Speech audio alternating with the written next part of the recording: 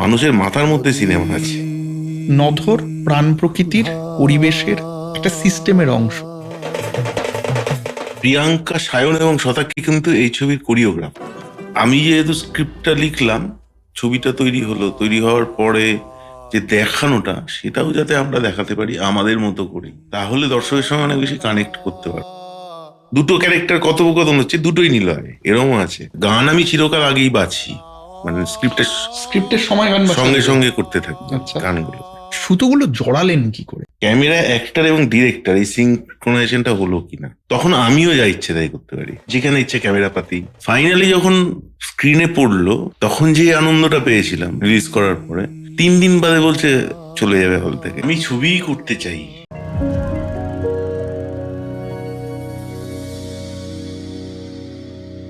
আজ আমার সঙ্গে বসে রয়েছেন এমন একজন মানুষ, যিনি গত 20 বছর ধরে বাংলা সিনেমার যে সিনথেটিক, যে প্লাস্টিক, যে কসমেটিক ভাষাটা, সেই ভাষার দরজাটায় সজোরে লাথি মেরে আসছেন এবং নিজস্ব পরিকল্পনা, নিজস্ব অন্তর্ঘাতের বয়ান সঙ্গে নিয়ে, সেই অস্ত্র সঙ্গে নিয়ে বাংলা ছবির ভাষ্যটা, বাংলা ছবির নির্মাণ, বাংলা ছবির এস্থেটিক্সটা 180 ডিগ্রি বদলে দিচ্ছেন।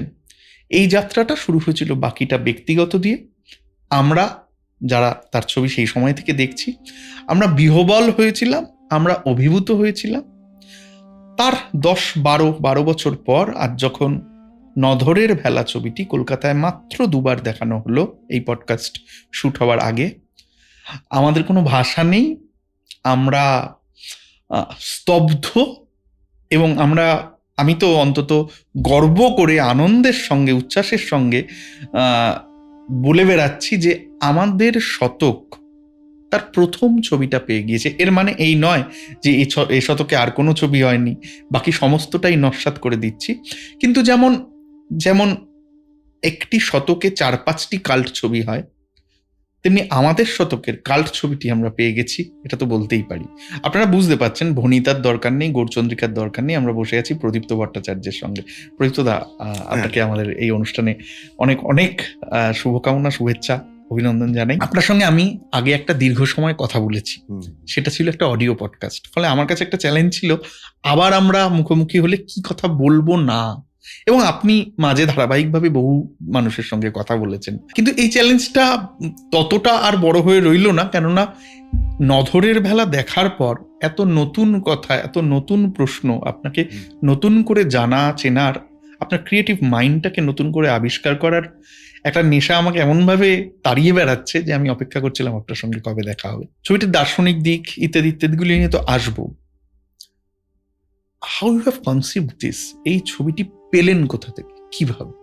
অনেকদিন আগে পাওয়া, মানে বেসিক গল্প যেটা বলা যায়, যে একটি খুব স্লো, অত্যন্ত ধীর গতির মানুষ, সে একটা গ্রামের প্রান্তিক জায়গায় থাকে। তার মা, তখন লিখেছিলাম পাতা কুড়োয় আর কি। আচ্ছা। সেই সময় আমি যখন 2008-9 সালে আমি টেলিফিল্ম বানাচ্ছি, 3-4 বছর আগে রূপকলা কেন্দ্র থেকে পাস আউট করেছি। মনে প্রচুর ইচ্ছে যে সিনেমা করব। তো সেই সময় প্রচুর বিভিন্ন গল্প লিখে রাখতাম আর কি, মানে কখনো 1 লাইন, কখনো 2 পাতা। ন্যাশনাল জিওগ্রাফিক চ্যানেলে স্লথ প্রাণীটি মাঝে মধ্যে দেখাতো, তো একটা আশ্চর্য ভিজুয়াল দেখেছিলাম যে ওই ইগল অ্যাটাক করবে টাইপের আর কি। স্লথ গাছ দিয়ে ওঠার চেষ্টা করছে, জানে যে ও অ্যাটাকড হবে, কিন্তু ওর কিছু করার নেই, মানে কিন্তু এর থেকে বেশি গতিও বাড়াতে পারবে না। এইবার ওভার দ্য টাইম যেটা হতে শুরু করলো, যে আমাদের একটা অনেক বড় ফ্যামিলি প্লাস পরিচিত লোকজন, অনেকের বয়স হতে শুরু করলো। আমারই খুব ক্লোজ লোকজন ধরুন অসুস্থ হয়ে আলটিমেটলি মারা গেল, এবং যে এইগুলো হচ্ছে, যাদের ফাংশনিং একটা সময় খুব প্রোডাক্টিভ যাকে বলে আর কি, তথাকথিত অর্থে, সেই রকম লোকগুলো আমি দেখতে পাচ্ছি, যখন যারা তাদের মোবিলিটিটা চলে যাচ্ছে, তাদের শক্তি হারিয়ে ফেলছে বা এরকম, তারা আস্তে আস্তে তাদের ভালোবাসার লোকজন থাকলেও খানিকটা মনে হয় একটু ব্রাত্য হয়ে যায় আর কি। তো এইটা ওই রকম, মানে আমার সঙ্গে গল্পটা আছে প্রায় 15 বছর, মানে 2024-এ শুট করেছি আর কি। 15 বছর ধরে এই গল্পটাকে হ্যাঁ, সঙ্গে মাঝে মধ্যে 3-4 জন প্রডিউসার বা বন্ধু বান্ধবকে বলেছি।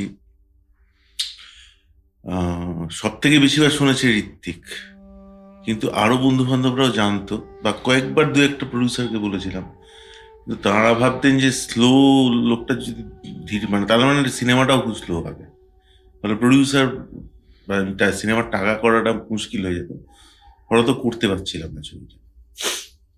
ফাইনালি 19 সালে একবার একটু কথাবার্তা হয়েছিল, তখন আমি একটা পূর্ণাঙ্গ গল্প লিখে ফেললাম 4-5 পাতার। তারপর তো কোভিড হয়ে গেল, ইত্যাদি হলো। 2023-এর শেষে আবার কথা হতে শুরু করলো, তখন আমি ঠিক এটাই করি। এই সময় এসে আমার বিভিন্ন গল্পটার বিভিন্ন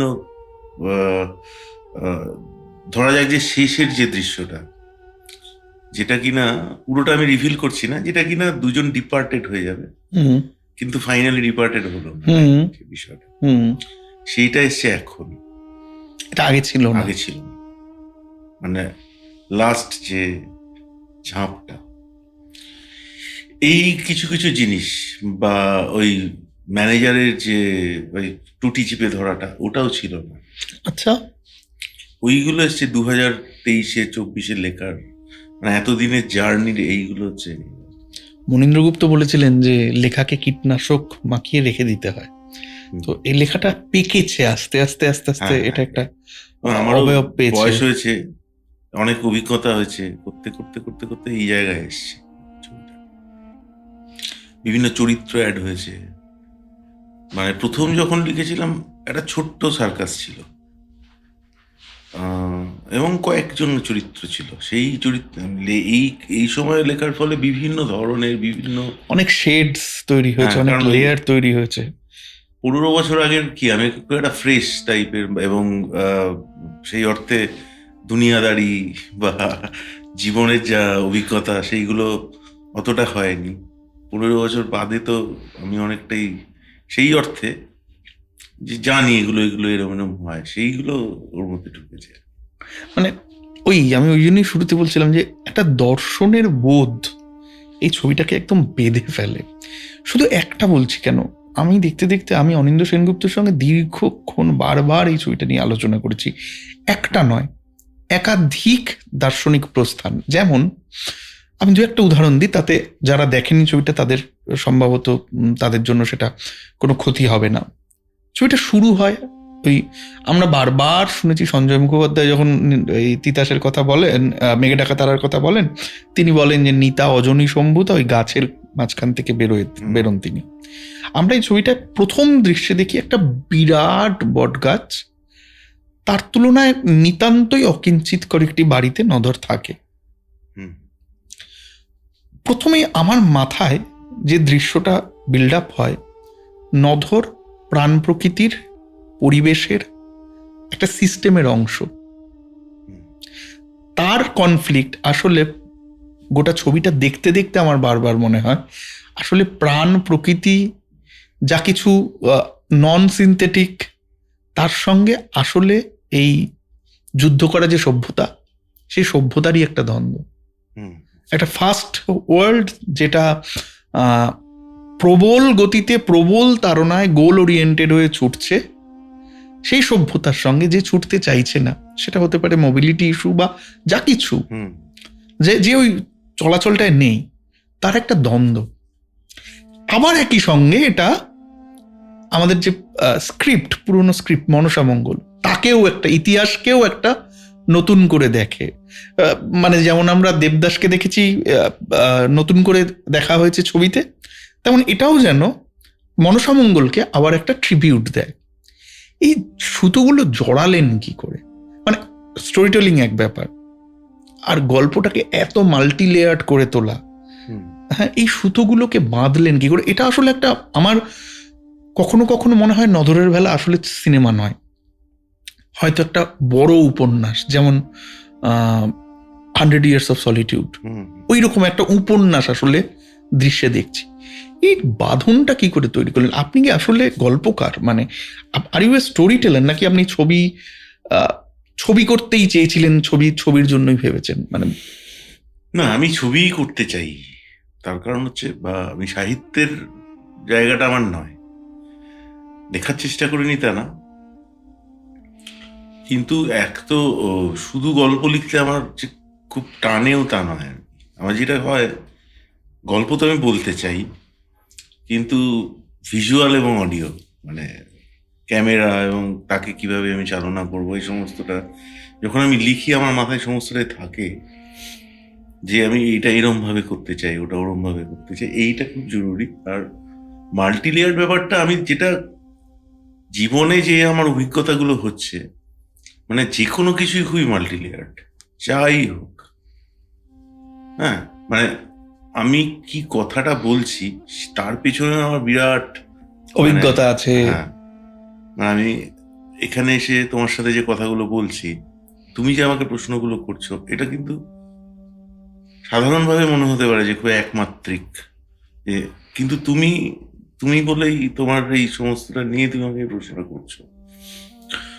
তো ওইগুলো আমি চেষ্টা করছি যে মানে একটা চরিত্র, ধরা যাক যে আমি বা তুমি কত লোকের সঙ্গে জড়িয়ে, বা আরেকটি লোক আরো কত লোকের সাথে জড়িয়ে, ঠিক আছে, এবং সম্পর্ক কত ধরনের হয়, যেগুলো আমরা সাধারণভাবে জানি, যে বাবা মা, কাকা পিসি, ভাই বোন, স্বামী স্ত্রী, প্রেমিক প্রেমিকা, বন্ধু, এই নামগুলোর বাইরে যে কত রকমের সম্পর্ক আছে, এই এবং সেই সম্পর্কে যে কত রকমের টানাপোড়েন আছে, ভালো লাগা মন্দ লাগা ইত্যাদি, সেইগুলো খুব আমার টানে, এবং এগুলোই আমার অভিজ্ঞতার ফল, এবং সেই কারণে এই বিভিন্ন চরিত্রগুলো। আর দ্বিতীয় হচ্ছে যে, একটা হয় আমি যেখানে বারবারই বলি, বিভিন্ন লোকের সাথে আমি যে খুব বেশি কথা বলি তাদের সাথে তা না, কিন্তু আমি শুধু শুনি, দেখি, বিভিন্ন জায়গায় গিয়ে দেখতে ভালো লাগে, সব যে মনে থাকে তা না, যেটা ঢোকে সেটা থেকে যায়, সেইটা খুব জরুরি। মানে আমার ছবি, কারণ ওখান থেকে আমি সব ক্যারেক্টার, ডায়ালগ, গল্পের এগুলো তুলতে থাকি, কখনো লিখে রাখি, কখনো ছেড়ে দিই, যদি মনে থাকে থাকলো। এবার সেইগুলো কিন্তু রয়ে যায়, এই চরিত্রগুলোকে পাই আমি ওরম করে আর কি। ফলত আমি কোনো কিছুকে বলে মনে করি না যে ওইটা দেখবো না, বা ওটা করবো, ওখানে যাবো না, এরকম কখনো করি না। এগুলো সবই ঢুকছে আমার কাছে আসে, কাঁচামাল সব। হ্যাঁ, সেইটা একটা এই কারণে হয়েছে। মনসামঙ্গলের ব্যাপারটা হচ্ছে কি, আমি খুব যে থিওরিটিক্যাল লোক তা নয়, কিন্তু মনসামঙ্গল আমাদের ছোটবেলায়, পদ্মপুরাণ ছোটবেলার থেকে আমাদের সঙ্গে আছে। সেটা তুমি আমাদের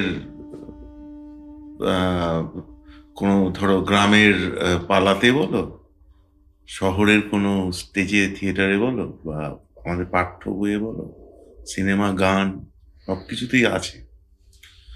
এবং এটা একটা এমন একটা গল্প, আশ্চর্য গল্প আর কি, মনসামঙ্গলের গল্পটা। তো সেইটা, এবং তোমার আরো ইন্টারেস্টিং কিছু, আমি কিভাবে করলাম মনসামঙ্গল, আমি ধরো পড়লাম, বিভিন্ন থিসিস পেপারও পড়লাম, টেক্সট পড়লাম, সবই করলাম, পালা টালাগুলো দেখলাম, আমার সঙ্গে যারা থাকেন তাদের সঙ্গে আলোচনা হলো, যারা আমার থেকে বেশি জানে এই বিষয়গুলোতে চর্চা করেছে, সেই অনুযায়ী একটা লিখলাম, স্ক্রিপ্টে এলো। এবার ঘটনাচক্রে শুটিং এর 2 দিন আগে আমি যখন গেছি, তেহট্টতে শুট হয়েছে, হোটেলে বসে আছি, বাকিটা ব্যক্তিগত সনাতন বলে একটি ছেলে ছিল, ও বোলান করছে, নেশ আসতো। সনাতন হঠাৎ দিকে এসে হাজির, ও কি করছো? আমরা সিনেমা করছি। তো কবে শুটিং এসে? পরশু। তুমি কি করছো? বললো আমি এখন পালা করছি। কি পালা করে? পদ্মপুরাণ। পদ্মপুরাণ করছো? বলো দেখি কি করো, একটু সিন আমাকে শোনাও দেখি। বললো, তখন আমি আবার নিয়ে গেলাম হোটেলে, দিয়ে ভিডিও করলাম, করে সেই পুরো টেক্সটটা পুরো লেখা হলো, লিখে এইবার আমি ওই প্রিয়াঙ্কা এবং আর যারা মানে আমাদের চঞ্চলদা, এদেরকে সব দিলাম, যেগুলো মুখস্থ বড় বড় আর ওই ডায়লগগুলো তো বিরাট বিরাট বিরাট ডায়লগ। ওরা আমাকে বললো আমরা দর্শক বুঝে শো করি, দর্শক যদি মনে করি যে কম দেখবে 3 ঘন্টায় শেষ করে দিই, দর্শক যদি খুব ভালো হয় তাহলে 9 ঘন্টাও লাগতে পারে, মানে ওরা করতে থাকে, ওইরকম একটা প্রস্তুতি আছে। তো ওইখান থেকে আমি আবার এগুলোকে মেলালাম ওইখানে, মানে ওরা যে ডায়লগ গুলো বলে, হ্যাঁ, এবার যেটা তুমি পড়ছো তার সাথে পালাকে মিলিয়ে দিয়েছি। এইবার সেইখান থেকে গল্পের সঙ্গে আমার আগেই মেলানো ছিল, আমি কি করে ভেলার সঙ্গে আবার একটা মাইক্রো এলিমেন্ট হিসেবেও জুড়ে গেল। হ্যাঁ, এবং এটা খুব অথেন্টিকও হলো জিনিসটা, খানিকটা আর কি, মানে আমি তো খুবই মেসমারাইজড। বাকিটা ব্যক্তিগতর প্রদীপ্ত একজন পরিচালক, নতুন পরিচালক, যদিও 2005 থেকে আপনি ছোট কাজ করছেন, কিন্তু ওই বড় ছবির নতুন পরিচালক, তারপর আপনার বেশ কয়েকটি বড় ছবি হয়ে গেল, আপনি বাজারের বদল দেখলেন, নিজের বদলও দেখলেন, নিজেও বদলে গেলেন। নিজের জার্নিটা, বাকিটা ব্যক্তিগত থেকে নধর, নিজের শেখা, নিজের বোঝাপড়াগুলি বদলে যাওয়া, ছবির ভাষার সঙ্গে নিজের যে লড়াইটা, দ্বন্দ্বটা, এইটাকে যদি আমরা ডিকোড করতে চাই, এইটাকে যদি একটু দেখি। সিনেমার যে বদলটা হলো এক খুবই ইম্পর্টেন্ট, সেটা নধরের খেলাতে আমি ওটা খুবই চেষ্টা করেছি না, মানে আমার অনেকটা হয়েও গেছে, আমি বুঝতে পারছি। সেটা হচ্ছে কোনো সিনেম্যাটিক জাগলারিতে যাবো না, মানে ওগুলো আমি বুঝতে পারছি আমি যে কোনো কিছু করলেই করে ফেলতে পারি ইন দ্য সেন্স সবাই পারে, এখন ওগুলো কোনো স্কিল, ওটা একটা, ওতে আমি যাব না। তার থেকে আমি যেটা কিনা মানে খুব আমার নিজের হৃদয়কে টাচ করবে, যেটা মানে প্রথম কথা হচ্ছে আমাকে একটু টাচ করবে না, আমারই ভালো লাগবে লিখতে শুটিং করতে এই জায়গাটা। তার জন্য আমার ওই ক্যামেরার অ্যাঙ্গেল চেঞ্জ করে অমুক করে ওটার দরকার নেই। আমি যে গল্পটা বলতে চাই সেটা সেইভাবেই বলার চেষ্টা করবো, তার জন্য আমি কোনো গিমিক বা জাগলারি করবো না, এইটা একটা আমার চেঞ্জ। বাকিটা ব্যক্তিগত, আমি ফরমেশনটা এইভাবে করেছিলাম, রাজলক্ষ্মীতেও খানিকটা আছে, এবং ইদানিংকালে এটাতে তো আমি পুরোটাই চেষ্টা করেছি যাতে কোনো রকম, মানে আমি যাতে যেটা দেখাতে চাইছি, বলতে চাইছি, ওটাই পারি বলতে। সিনেমেটিক ল্যাঙ্গুয়েজ চেঞ্জ করা, ওটা সময় এবং সাংঘাতিক লোকজন, মানে গোদার এসে চেঞ্জ করলেন, তো সেইটা আমি দেখেছি না। আমি গল্প বলতে, এমনিতে আমরা গল্প করতেও ভালোবাসি, বলতেও ভালোবাসি, আমি কত নিখুঁত ভাবে আমার গল্পটা বলতে পারি, হ্যাঁ, কত সহজ ভাবে, এবং একটা আমি বহুদিন ধরে দেখেছি, মানে খুব সহজ ভাবে কঠিন গল্প বলতে পারাটা খুবই কঠিন ব্যাপার সিনেমাতে। একদম তাই, একদম তাই, সেটাই সম্ভবত নজর করে দেখিয়েছে। হ্যাঁ, সেইটা একটা ইয়ে আর কি। আর একটা হচ্ছে টিম ওয়ার্ক, আর জীবনের বিভিন্ন অভিজ্ঞতার সঙ্গে সঙ্গে, যেহেতু আমি 24 আওয়ার্স আর কি, মানে 24x7 সিনেমাতেই সবসময় এটার সঙ্গেই থাকি, সেইটা একটা, কারণ টেকনোলজিক্যাল চেঞ্জ আসছে, তার জন্য আমার খুব সুবিধেও হয়েছে। আমি যখন ঢুকছি তখন সেলুলয়েড ছিল, কিন্তু আস্তে আস্তে ফেড আউট করবে আর কি, ডিজিটাল ঢুকলো, তার ফলে একটা যতই হোক একটা ট্রানজিশন পয়েন্টে শুরু করলাম, একটা ডেমোক্রেসি হইলো। যেরম ভেবেছিলাম সেরম যে পুরোটা হচ্ছে তা না, কিন্তু ছবি করে ফেলা গেল আর কি। এইটা যে করে ফেলবো, আমি যখন বাকিটা ব্যক্তিগত করি আমাকে ছবি করতেই হবে, এখন যখন করছি তখন আমাকে ছবি করতেই হবে, কিন্তু আমি আমার মতো করে আরো চেষ্টা, মানে যতক্ষণ না আমার একটা এক্সেলেন্সের বেঞ্চমার্ক রয়েছে, হ্যাঁ, যেটা বলতে চাইছি ওটা যাতে বলতে পারি, ওই জায়গাটা একটা এসছে। আর এখন আমি বলতে আমি একটা লোক নই, আর মানে আমি বলতে আমার গোটা টিম, বন্ধু বান্ধব সব মিলে বিষয়। তখন ছিল একটা ছোট্ট, এখন আমি বলতে আরো অনেক কজন লোক আছে আর কি। ফেসবুকে যে কালচারাল অ্যাক্টিভিটি করা যায়, ফেসবুকটা যে শুধুমাত্র হ্যাপি বার্থডে আর নিজেদের ছবি পোস্ট করা নয়, আমার মনে হয় আমার ক্ষেত্রে কিন্তু সেটা ছিল একটা বাকিটা ব্যক্তিগত। আমরা অনেকে মিলে ছবিটা নিয়ে কথা বলতে লাগলাম, তো সেই আমাদেরও মেঘে মেঘে একটা দশক পেরিয়ে গেল, এবং একটা দশকে আপনি ফিল্ম মেকার হিসেবে অনেকটা পথ নিজের মতো করে হাঁটলেন। বাংলা ছবিও তো নিজের মতো করে হাঁটলো। এই একটা বছর আপনি যখন নিজেকে, একটা দশক আপনি যখন নিজেকে বদলাতে বদলাতে, নিজেকে খুঁজতে খুঁজতে গেলেন, বাংলা ছবি দেখানোর, ছবি বিপণনের বাজারটা এই এক দশকে কতটা বদলালো? এই এক দশকে বদলালো বলতে এই মোমেন্টে যেখানে দাঁড়িয়ে আছে বিপণনের বাজার এবং দেখানো, তৈরি করাটা আমি বলছি এটা খুব কমে এলো। মানে সিনেমা হল, সিঙ্গেল স্ক্রিন গুলো আস্তে আস্তে বন্ধ হতে শুরু করলো, মাল্টিপ্লেক্স অনেকটা বাড়লো,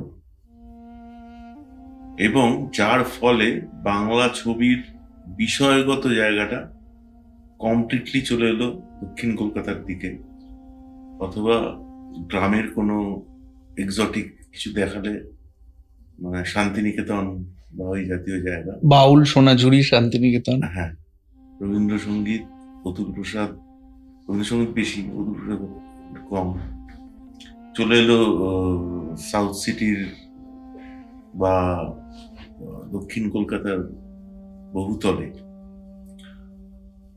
কারণ মাল্টিপ্লেক্সের দর্শক কারা হবেন, কারা ওই টিকিটটা কাটবেন, যাদের এস্থেটিক্স ওইটা, ফলত ওই জাতীয়, এইবার ফলত বিষয়গত পরিবর্তনটা এইটা, এরকম জায়গায় সব ধরনের বিষয়ই হচ্ছে, কিন্তু আমার টার্গেট অডিয়েন্স কারা? কারণ আমাদের পশ্চিমবাংলায় তো অনেক, মানে কলকাতা বাদে বহু মফস্বল শহর রয়েছে, বড় শহরও রয়েছে, সেইখানে কয়েকটা মাল্টিপ্লেক্স থাকছে, কিন্তু সিঙ্গেল স্ক্রিন গুলো নেই। কিন্তু বাইরের যে গ্রাম টাম যেখানে, সেইখানে তো যারা প্রচুর ছবি দেখতেন এক সময়, সেই দর্শকটা আমাদের কাছ থেকে চলে গেল। মানে সেই দর্শকের জন্য কোনো ছবি নেই না, সেই জায়গাটা একটা বড় পরিবর্তন হয়ে গেল। এবং খুবই ইম্পর্টেন্টলি যেটা চলে এলো, যেটা এক দশক আগে ছিল না, সিনেমাটা আমার হাতে চলে এসছে। যে কোনো ছবি আমি এখন মোবাইলে দেখতে পাই, স্ক্রিন ছোট হয়ে গেল, ফলত সিনেমা বলার ল্যাঙ্গুয়েজটাও চেঞ্জ হয়ে গেল। মানে আমি জাস্ট উদাহরণ দিয়ে বলি যে আমাদের ছাত্রদেরকেও বলি যে একটা রাজলক্ষ্মী একটা শর্ট নিয়েছিলাম, বাকিরা ব্যক্তিগত খানিক আছে, এক্সট্রিম লং, ক্যারেক্টারটা ফ্রেমের সাপেক্ষে একেবারেই ছোট, সে হলুদ জামা পরে আছে বলে তাকে বোঝা যাবে, আর বড় স্ক্রিন হলে বোঝা যাবে। যে মোমেন্ট এটা মোবাইলে দেখা হবে তা কিন্তু বোঝা যাবে। এবং মোবাইলে সে কেউ দর্শক যদি আজকের ওটা দেখে, স্ক্রল করে বেরিয়ে যাবে বা ফাস্ট করে দেবে, কারণ বুঝতে পারবে না ওখানে কি আছে। ফলত এই যে লং শটটা একেবারেই কমে, যেটা টেলিভিশন এস্থেটিক ছিল, যে আমি মিড লং, এই মিড ক্লোজ এর মধ্যে থাকবো, বেশি লংয়ে যাব না, এখানে মোটামুটি কাটিং স্পিড, মানে শর্ট কাটিং খুব তাড়াতাড়ি, ফাট ফাট ফাট ফাট করে 10 সেকেন্ডের মধ্যে ধরে নাও, নইলে রিল চলে আসবে। এই যে ব্যাপারটা এখন সিনেমা হলেও যেটা আমি দেখতে পাচ্ছি বিভিন্ন ছবির ক্ষেত্রে, যে একটা গোটা 2 ঘন্টার ছবির 15 সেকেন্ড অন্তর অন্তর রিলের মতো হচ্ছে জিনিসটা। এইভাবে একটা স্টোরি টেলিং এস্থেটিক্স তৈরি হয়েছে, মানে সাধারণত। তো এইটা একটা বেশ গুণগত পরিবর্তন। ফলত আমি যদি রিল বানানোর মতো করে সিনেমা বানাতে চাই, তাহলে একটু সেই মাইন্ড সেটে, তার মানে বলছি না সব রিল দিয়ে জুড়ে করেছে, কিন্তু ওই এস্থেটিক্সটা দিয়ে সিনেমা একটা এসে গেছে অলরেডি। এবার এই পরিস্থিতিতে তাহলে শপিং মলে, আমি কবিদার সঙ্গে কথা বলেছিলাম, ইন্দ্রনীল রায়চৌধুরী, কবিদার একই কথা, যে শপিং মলে বা ওই তার ওপরে যে মাল্টিপ্লেক্সগুলো থাকে আর কি, বা ওই কোনো বড় সিটি সেন্টার বা সাউথ সিটি মল, তার মাথায় যে প্রেক্ষাগৃহগুলো থাকে, সেখানে ওই রকম পপকর্ন সহযোগে, যে মানে পপকর্নের দাম ছবির দামের সমান বা বেশি, এবং একটি ছবি দেখতে অন্তত 500-700 টাকা খরচ হয়ে যায়। এটা খুবই সংখ্যা লঘু, খুবই অল্প লোকের পক্ষেই এটা অ্যাফোর্ড করা সম্ভব। এই পরিস্থিতিতে আপনি যে ছবিটা বানাচ্ছেন, তার মানে সে ছবিটা 1 নম্বর ওই দর্শককে ক্যাটারও করে না, 2 নম্বর ওই এস্থেটিক্সকেও ক্যাটার করে না। তাহলে আপনি সেইভাবেই ভাষা নির্বাচন করছেন, সে কথাটা ভাবছেন আপনি যে আমার টিজি অন্য, তার মানে আপনাকে প্ল্যাটফর্মও নির্বাচন করতে হবে সেটা ভেবেই। আমরা প্রথম থেকে দেখে এসেছি আপনার ছবির প্ল্যাটফর্ম নিয়ে একটা না একটা গেরো আছেই, যেমন যখন বাকিটা ব্যক্তিগত হয় সেটা হল পাওয়া নিয়ে একটা বিরাট হইচই সে সময় চলেছিল, আমরা সেগুলো দেখতে দেখতেই বড় হয়েছি। আজকে আপনার ছবি, এই ছবি একটাও ওই সোকল্ড টোকেন নেই, যে টোকেনগুলো নিয়ে আমরা কথা বলছি, ওই শান্তিনিকেতন, ওই একটা রবি ঠাকুরের গান, কোনো টোকেন নেই। এটা জীবন আছে, জীবন। আর এই জীবনটা, একটা কথা আমি খুব মানে বোল্ড স্টেটমেন্ট আমি দিতে চাই, যে এই জীবনটা না দেখলে জীবনটা তৈরি করা যায় না, এবং এই ছবিটা দেখলে বোঝা যায় যে ছবিটা তৈরি করেছে বা যারা তৈরি করেছে তারা এই জীবনটা দেখেছে, সশ্রদ্ধভাবে দেখেছে, এই জীবনটার প্রতি তাদের কোনো করুণাও নেই, তারা এই জীবনটার অংশ। কিন্তু কলকাতা শহর হয় করুণা নিয়ে দেখবে, নয়তো যাতায়াত করবে একটা। তাহলে এই ছবিটা, আপনার এই ছবিটা আপনি যখন দেখাবেন, সেটা তো আপনি শুধু সাউথ সিটি বা ফোরাম, আইনক্স এখানে ঘোরালে আপনার ছবির এস্থেটিক্স যাদের কথা বলে, যাদেরকে ইনক্লুড করার কথা বলে, তাদের সকলকে তো আপনি পাবেন না। না, ফলত আমি সবসময় যে ওখানে যাচ্ছি তাও না, আমি আলাদা যারা যেখানে আমি মনে করি যে আমাদের এই ছবির দর্শক থাকবেন, এবং আমি মনে করছি না যে সাউথ সিটির দর্শক আসবেন না, আসতে পারে। তো আমরা যে ভাবনা চিন্তা করছি সেটা হচ্ছে যে আমরা আমাদের পছন্দের মতো জায়গা, কারণ পছন্দের মতো জায়গা নিজেরাই তৈরি করে ফেলবো, বা কোনো একটা এস্টাবলিশ সেট আপ যে কোনো আছে সেইখানে গিয়ে আমি ছবিটা দেখাবো টিকিটের বিনিময়ে, সেই রকম একটা ভাবনা চিন্তা আমি করেছি। কারণ সত্যি কথাই তো, যে আমি একটা বড় মাল্টিপ্লেক্সে গিয়ে আমি গেলাম, দুজনে মিলে গেলে আমার 1,000-1,200 টাকা খরচ আছে, তার থেকে ওনারা আমাদের ছবিটা এসে দেখুন, দুজনে মিলে 300 টাকা খরচ করে দেখুন, এবং তাতে কি হয়, আমি কনসেন্ট্রেটেড দর্শকটা পাবো, যে মানে আমাদের ছবির যারা দর্শক দেখতে চান তারা কিন্তু ওখানে এসে আমাদের ছবিটাই দেখতে পারবেন, আমাদের সঙ্গে আলোচনা করতে পারবেন, আমরা থাকবো সেখানে। তো এই বিষয়টা আমি করতে চাইছি, যে কারোর হাতে পড়ে গেলে অসুবিধা হয়, মানে আমি যেহেতু স্ক্রিপ্টটা লিখলাম, ছবিটা তৈরি হলো, তৈরি হওয়ার পরে যে দেখানোটা, সেটাও যাতে আমরা দেখাতে পারি আমাদের মতো করেই, তাহলে দর্শকের সঙ্গে অনেক বেশি কানেক্ট করতে পারবো, নইলে পারি না। আমার অত 50টা হল দরকারও নেই, আমি কম হলেই করব, কিন্তু উইথ টিকেট, এবং যে দর্শক যারা বেসিক্যালি, আমি সমস্ত দর্শককেই ছবিটা দেখাতে চাই, সমাজের সব স্তরের লোককে, সবাইকে দেখাতে চাই। এটা হয়তো 8 থেকে 80 দেখার দর্শক নয়, কিন্তু যারা ছবি দেখতে ভালোবাসেন, গল্প শুনতে ভালোবাসেন, গল্প দেখতে ভালোবাসেন, তাদের সবাইকে দেখাতে চাই আমাদের মতন। তো সেই রকম আমরা এটা ভাবছি যে কি করা যায়, অন্য কিছু একটা তৃতীয় কোনো বিকল্প। হ্যাঁ, অবশ্যই এই প্রশ্নটা তাহলে আসবেই, যে সেক্ষেত্রে এই যে এক ধরনের চক্র, এক ধরনের আতাত, এক ধরনের সিন্ডিকেট যাই বলি, তার থেকে ছবিটা বেরিয়ে যাবে, সম্ভবত বেরিয়ে যাবে। তার কারণ হচ্ছে ওখানে যে খুব ওয়েলকামড হবে ছবিটা, তো তা নয়। কারণ যে ছবির যা বিষয়বস্তু, অনেকের মনে হবে এটা আবার মাল্টিপ্লেক্সে চলার ছবি নয়, তো সেইখানে অতিরিক্ত টাকা আমি বা কেন খরচ করবো, ওনারাই বা কেন চালাতে যাবেন,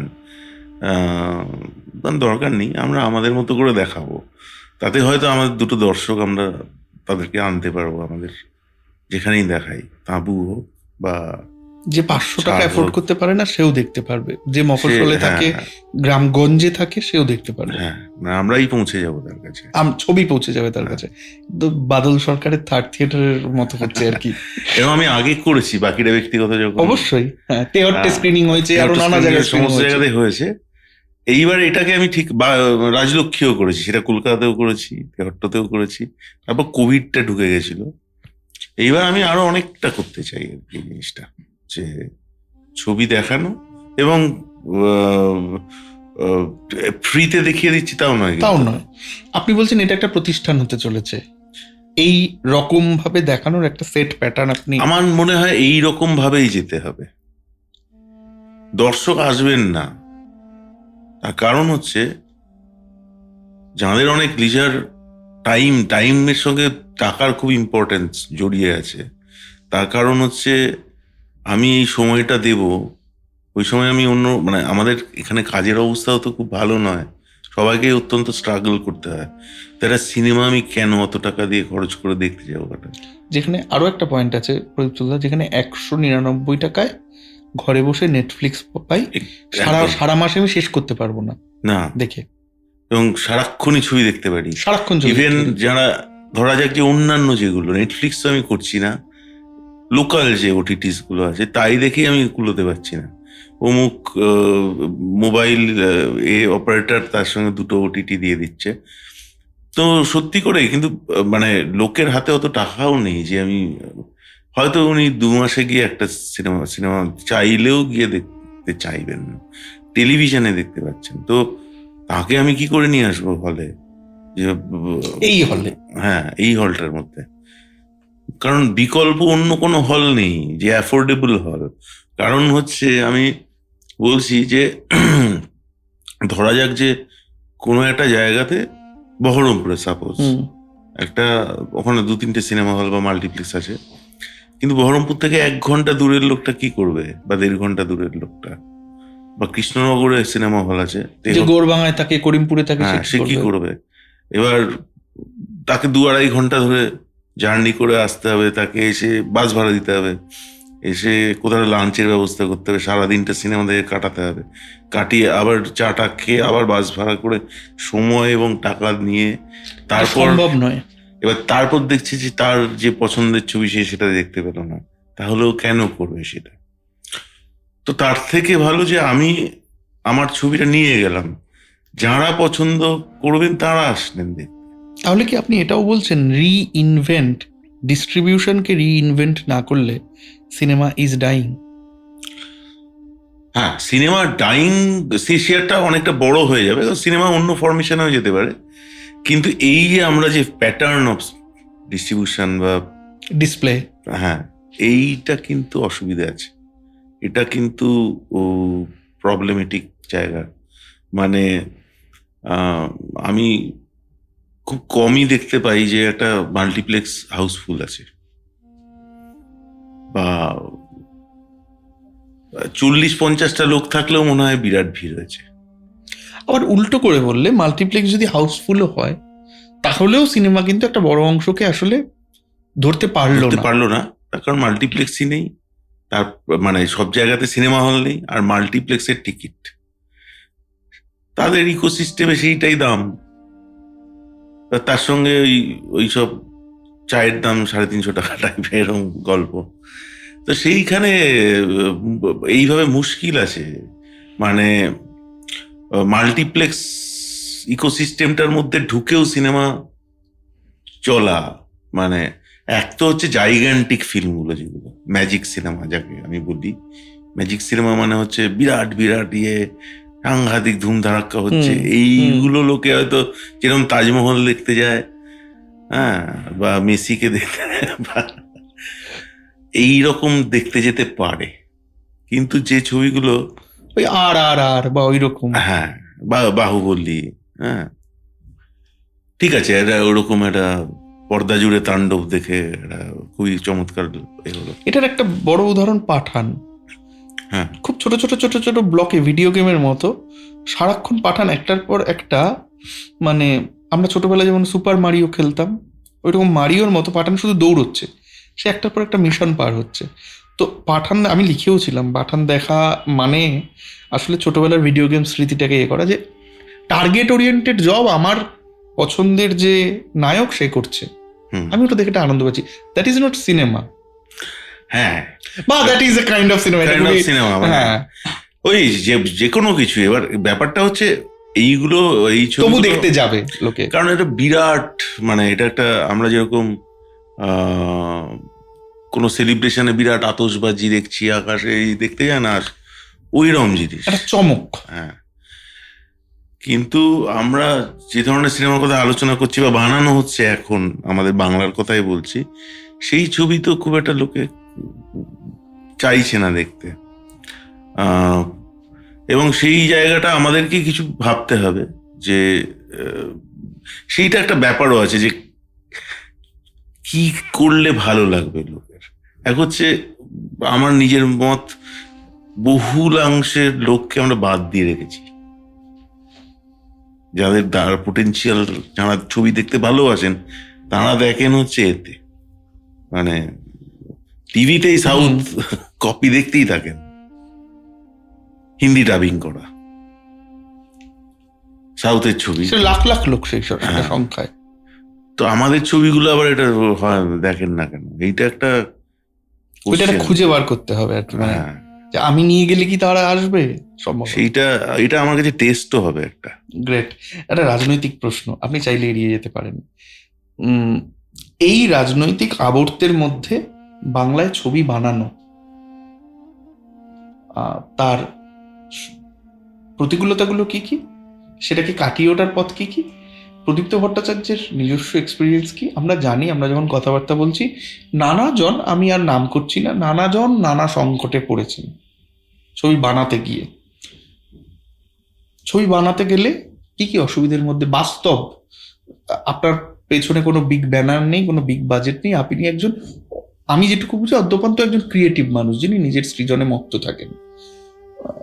এমনকি আমার এটাও মনে হয় যে আপনার বোধহয় অতটা সময় বা ইচ্ছেও নেই যে বড় ওই প্রযোজক টযোজক তাদের সাথে রফা টফা করা, এগুলোতে মনে হয় না আপনি খুব এগুলোর ব্যাপারে অ্যাম্বিশাস। আপনি বোধহয় নিজের কাজটার ব্যাপারেই অনেক বেশি অ্যাম্বিশাস। এরকম একজন মানুষের পক্ষে, এরকম একজন ইন্ডিপেন্ডেন্ট মানুষের পক্ষে, ক্রিয়েটারের পক্ষে ছবি বানানোর প্র্যাকটিক্যাল অসুবিধাগুলো কি কি? প্র্যাকটিক্যাল অসুবিধা হচ্ছে, প্রথম পুঁজি জোগাড় করা, ছবিটা বানানোর টাকাটা লাগে, এইটা জোগাড় করার পর আমার আর কোনো অসুবিধা নেই। আচ্ছা, তার কারণ একটা বলি, যে তুমি যে জার্নির কথাগুলো বললে না, গত 15 বছর ধরে যেটা হয়েছে, আমি পড়াইও সঙ্গে সঙ্গে অনেক জায়গাতে, আমার এই যে গোটাটা কি হয়েছে বলতো, একটা কমিউনিটি টাইপের আমার একটা হয়েছে, যেখান থেকে আমার তারপর কিন্তু আর লাগে না। এটা তো হলো, এটা তো আপনি ইউ এন্ড ইউর টিম। তারপর আপনি, আচ্ছা, যে প্রবলেমটা তুমি যেটা বলতে চাইছো সেটা একদম শুটিং করতে গিয়ে ফ্লোরে গিয়ে এই যে বলা হয় যে যতজন লোক লাগে তার থেকে অনেক বেশি, এটা হচ্ছে যে ফেডারেশন বা গিল্ডের নিয়মে যে কাজ করতে হয়। এবার সেইটা না, আমি 2019-এ লাস্ট করেছি, 2019-এ লাস্ট করেছি, এবং আমি যেটা মনে করি যে আমি এটা প্রাণপণে আমার মতো করে ছবি বানানোর চেষ্টা করছি।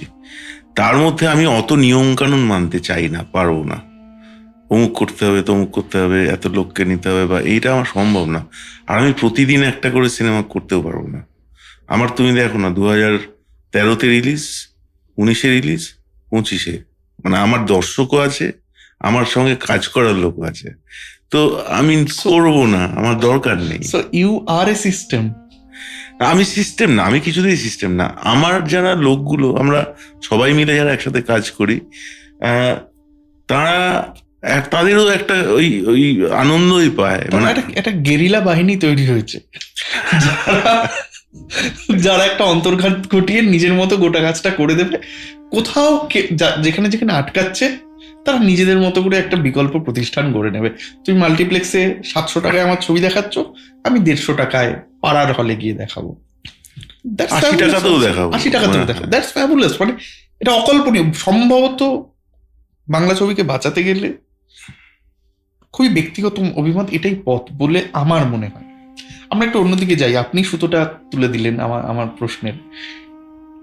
একজন ফিল্ম মেকার, তাকে আর কি কি শিখতে হবে? কেননা মানে সে যদি আপনার মতো সৃজনশীল ফিল্ম মেকার হয়, তাহলে তো সে 4 বছর 5 বছরে একবার ডেলিভারি দেবে, বাকি সময়টা সে খাবে কি? সেইটা তো খুব বড় প্রশ্ন। এইটা যেটা হয় যে সেই করতে গিয়ে তোমার যে আমার দাড়িগুলো সব পেকে গেছে, বিভিন্ন জীবনে ব্যক্তিগত বলো বা প্রফেশনালি বলো, সমস্ত ওইগুলোর জন্য তৈরি থাকতে হবে যে এই সারাক্ষণ যুদ্ধ চলবে, এবং তোমাকে এটা মনে করে নিতে হবে এই যুদ্ধটাও তোমার স্ক্রিপ্টে ঢুকবে। আমি যদি আমার মতো করেই করতে চাই, তাহলে আমাকে যখন যে খড়টা পেলাম, যে কুটোটা পেলাম, ওইটুকু করে ভেসে ভেসে যেতে হবে। এখন আমি যেটা পাচ্ছি ওটাতে করেই ভেসে যাবো খানিক দিন, আবার যা হলো, এরম করতে করতে করতে করতে আবার গিয়ে কোনো একটা ছবির দ্বার প্রান্তে এসে পৌঁছবো, যেখানে শুটিংটা অ্যাকশন বলে শুরু করব। সেই জায়গাটায় তার মাঝখানের সময়টা একটু সেই অর্থে দেখলে কঠিন। কিন্তু আমি তোমাকে বলি যে আমি না খুব একটা বেড়াতে টেড়াতে যাই না, বাট আমার এইটা মানে সিনেমা মেকিংটা আমার ট্রেকিং এর মতো, অ্যাডভেঞ্চার, খুব আনন্দদায়ক একটা অভিজ্ঞতা। তার জন্য 5-6 বছর ওয়েট করি আমি যে আবার কবে শুট করব। এবং এটা তো ফিচার ফিল্ম, কিন্তু আমি কিন্তু মোবাইলেও শুট করতে থাকি যখন করছি না। ওয়েব সিরিজ করে ফেললাম ধরো, বিরোহী, কখনো শর্ট ফিল্ম, কখনো ডকুমেন্টারি, কিছু না কিছু আমি ওর মধ্যে থাকি, যে কিছু একটা করছি আর কি। তো সেই প্র্যাকটিসটা চালাই, কারণ প্র্যাকটিসটা খুব জরুরি, কারণ সিনেমা যতটা এস্থেটিক্যাল ততটাই টেকনোলজিক্যাল আর কি। তো সেইগুলো আমাকে আপডেট করতে করতে যেতে হয়, প্র্যাকটিসটা দরকার হয় মাঠে নেমে খেলার যে। এবং সেগুলো আমার মনে হয় আমার প্রিয় কাজ অনেক আছে ওরকম, ছোট বড় মিলিয়ে। আর বাকিটা বাড়ির বলো বা নিজস্ব যে সমস্যা, অনেক কিছু ফেস করতে হয়, ওগুলো ফেস করতে করতে আমার অভ্যেস হয়ে গেছে আর কি। এখন একটু বেশি আরাম পেয়ে গেলেও আর মানে ওরম হয়ে গেছে যে ভালো মন্দ খুব একটা আর আমাকে করে না, মানে কিছু এসে আর আঘাত বিচলিত করে না। আমাকে করে যেতে হবে জায়গায় চলে গেছে জিনিসটা। জয় গোস্বামী আমাদের একটি পডকাস্টে এসেছিলেন, তিনি ফিবোনাচি কার্ভ আবিষ্কারের কথা বলছিলেন। তো আপনি বললেন যে আমার ভালো মন্দ কোনো কিছু আর গায়ে লাগে না, এমন একটা জায়গায় চলে এসেছি। কিন্তু ওই ফিবোনাচি কার্ভের কথা শুনেছিলাম, যিনি আবিষ্কার করলেন তাকে যখন জিজ্ঞেস করা হলো এই আবিষ্কারের পর আপনার কেমন লাগছে, তো তিনি ক্যামেরার সামনে থেকে, মানে ইট ওয়াজ অ্যান আউটস্ট্যান্ডিং মোমেন্ট বলে তিনি ক্যামেরার সামনে থেকে মুখটা সরিয়ে নিলেন, আর তার চোয়ালটা সে সময় কাঁপছিল। আমি দেখেছি যে আপনার নধরের ভেলার রিসেপশনটা কোন জায়গায় যেতে পারে। বাংলা ছবির এরম রিসেপশন আমি গত 10 বছরে অবশ্যই অনেক ভালো ছবিও হয়েছে, কিন্তু মানুষের ভেতরের সমস্ত বন্ধ দরজাগুলি খুলে গেছে, মানুষ ভেতর থেকে নড়ে ছিন্ন ভিন্ন হয়ে গেছে, কেউ বোমের মতো ফেটে পড়ছে, কেউ ফুলের মতো ফুটে উঠছে, এবং একজন পরিচালককে খুঁজে বার করে জড়িয়ে ধরে কেঁদে ফেলছে। একটা আকুলি বিকুলি মুহূর্ত, এটা আমি দেখিনি। প্রশংসা, সাফল্য কেমন লাগে এরকম? কারণ আপনি তো কষ্ট করে কাজ করেন, আপনি তো কর্পোরেট ফিল্ম মেকার না, এমনকি আপনি খুব যে অ্যাড ফিল্ম বানিয়ে বিরাট রোজগার করেন তেমনও নয়। আপনি 4 বছর 5 বছর পর একবার এই জিনিসটা আসে, বা আসেও না, উল্টোটাও হতে পারে, আসবে না। এমন একটা পরিস্থিতি জীবনে একবার দুবার যে সাফল্য এসেছে বা 3 বার এসেছে, অধরা মাধুরী যখন চোখের সামনে উদ্ভাসিত হয় কেমন লাগে? না, এক হয় যখন ছবিটা ফাইনালি বড় পর্দাতে দেখা যায়, এইটা আমার সব থেকে বড় সাফল্য হয় আর কি। আমার মানে ফাইনালি দেখা যাচ্ছে, ছবি শোনা যাচ্ছে। এইবার বাকি যেটা হয়, খুবই আনন্দ পাই, পরিষ্কার, মানে আমি তো মানুষই, এবার আমার প্রশংসা খুবই আনন্দ পাই, এর নিন্দে করলে দুঃখও পাই। কিন্তু যেটা হয় ওইটা আমার একটা হয়ে গেছে যে তখনকারই আর কি, মানে খুব আনন্দ পেলাম, আমি জানি আবার কদিন বাদেই খুব দুঃখ পাবো, খুব দুঃখ পেলে আমি তখন ভাবি না কদিন বাদে আবার আনন্দও পাবো, হয়তো ব্যাপারটা ওরম হয়ে আছে। আমি ওই গীতার শ্লোক বলছেন। হ্যাঁ, এটা প্র্যাকটিক্যাল বলছি আর কি, যে আমি শিওর যে আজকে আমি রসগোল্লা খাচ্ছি, কালকে আমি রসগোল্লাটা পাবো না, কিছু একটা ঘটবে আমার জীবনে যাতে ওটা ঘটবে না। আবার আমি জানি যে কদিন খুব কষ্ট করলাম, একদিন আবার ওইরকম একটা আসতে। এইটা আমাকে শিখিয়েছে বাকিটা ব্যক্তিগত। 2.5-3 বছর আটকে থাকার পরে মানে কি না করেছি, খবরের কাগজ বিক্রি করে আমার তখন বাস ভাড়াও নেই পকেটে, বা গ্যাসের ওভেন ছিল বিক্রি করে দিয়েছি 48 টাকা দিয়ে। তো এইসব কাণ্ড কারখানা সারাক্ষণ, মানে এই করতে করতে আমি জানি সিনেমা আমাকে রিলিজ করাতেই হবে বা কিছু একটা করতে হবে, মানে বানানোর পরে আটকে ছিল বহুদিন। এবং এইটা আজকে ভালো কালকে খারাপ, আজকে ভালো, মানে এত দোদুল্যমানতা ছিল সেই সময়টাতে।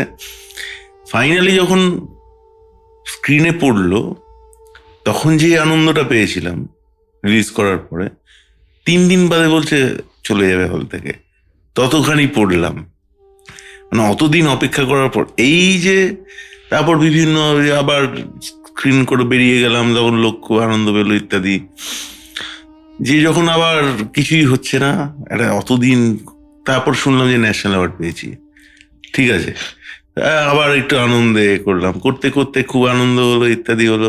তারপর দেখলে যে আমি 6 বছরের ছবি করলাম, তো মাঝখানে অন্যান্য অনেক কিছু করলাম, সেগুলো এইগুলো আমি মানে রাজলক্ষ্মীও একই পরিণতি, যে যখন কিনা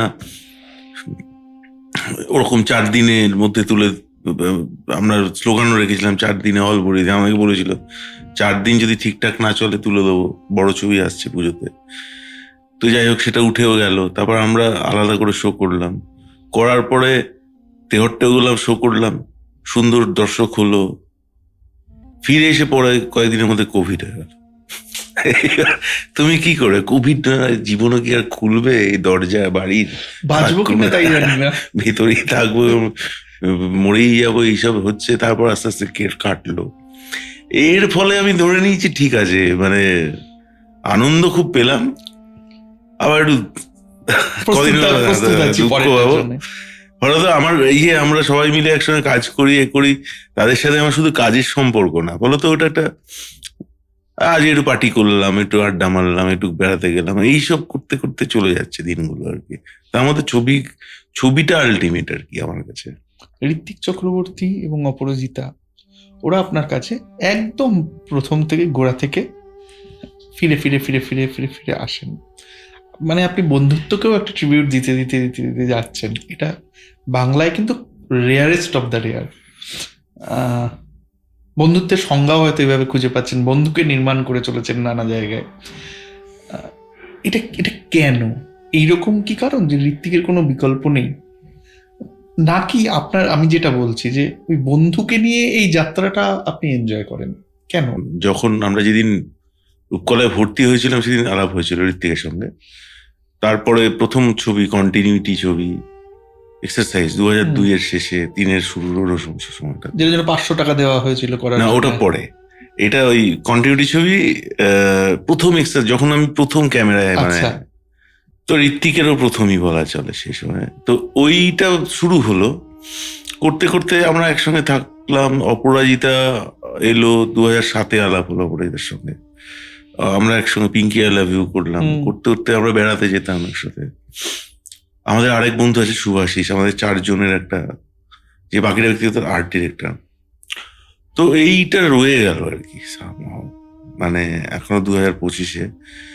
তো মানে ওই আবার বলি যে অনেকদিন বাদে বাদে করি, তো ফলত যদি আমি প্রতি বছরে 1-2 করে ছবি করতাম তাহলে হয়তো, কিন্তু আমি অনেকদিন বাদে আমরা আবার একসাথে একটা কাজ করার যে আনন্দটা, সেইটা আমার খুব ভালো লাগে আর কি।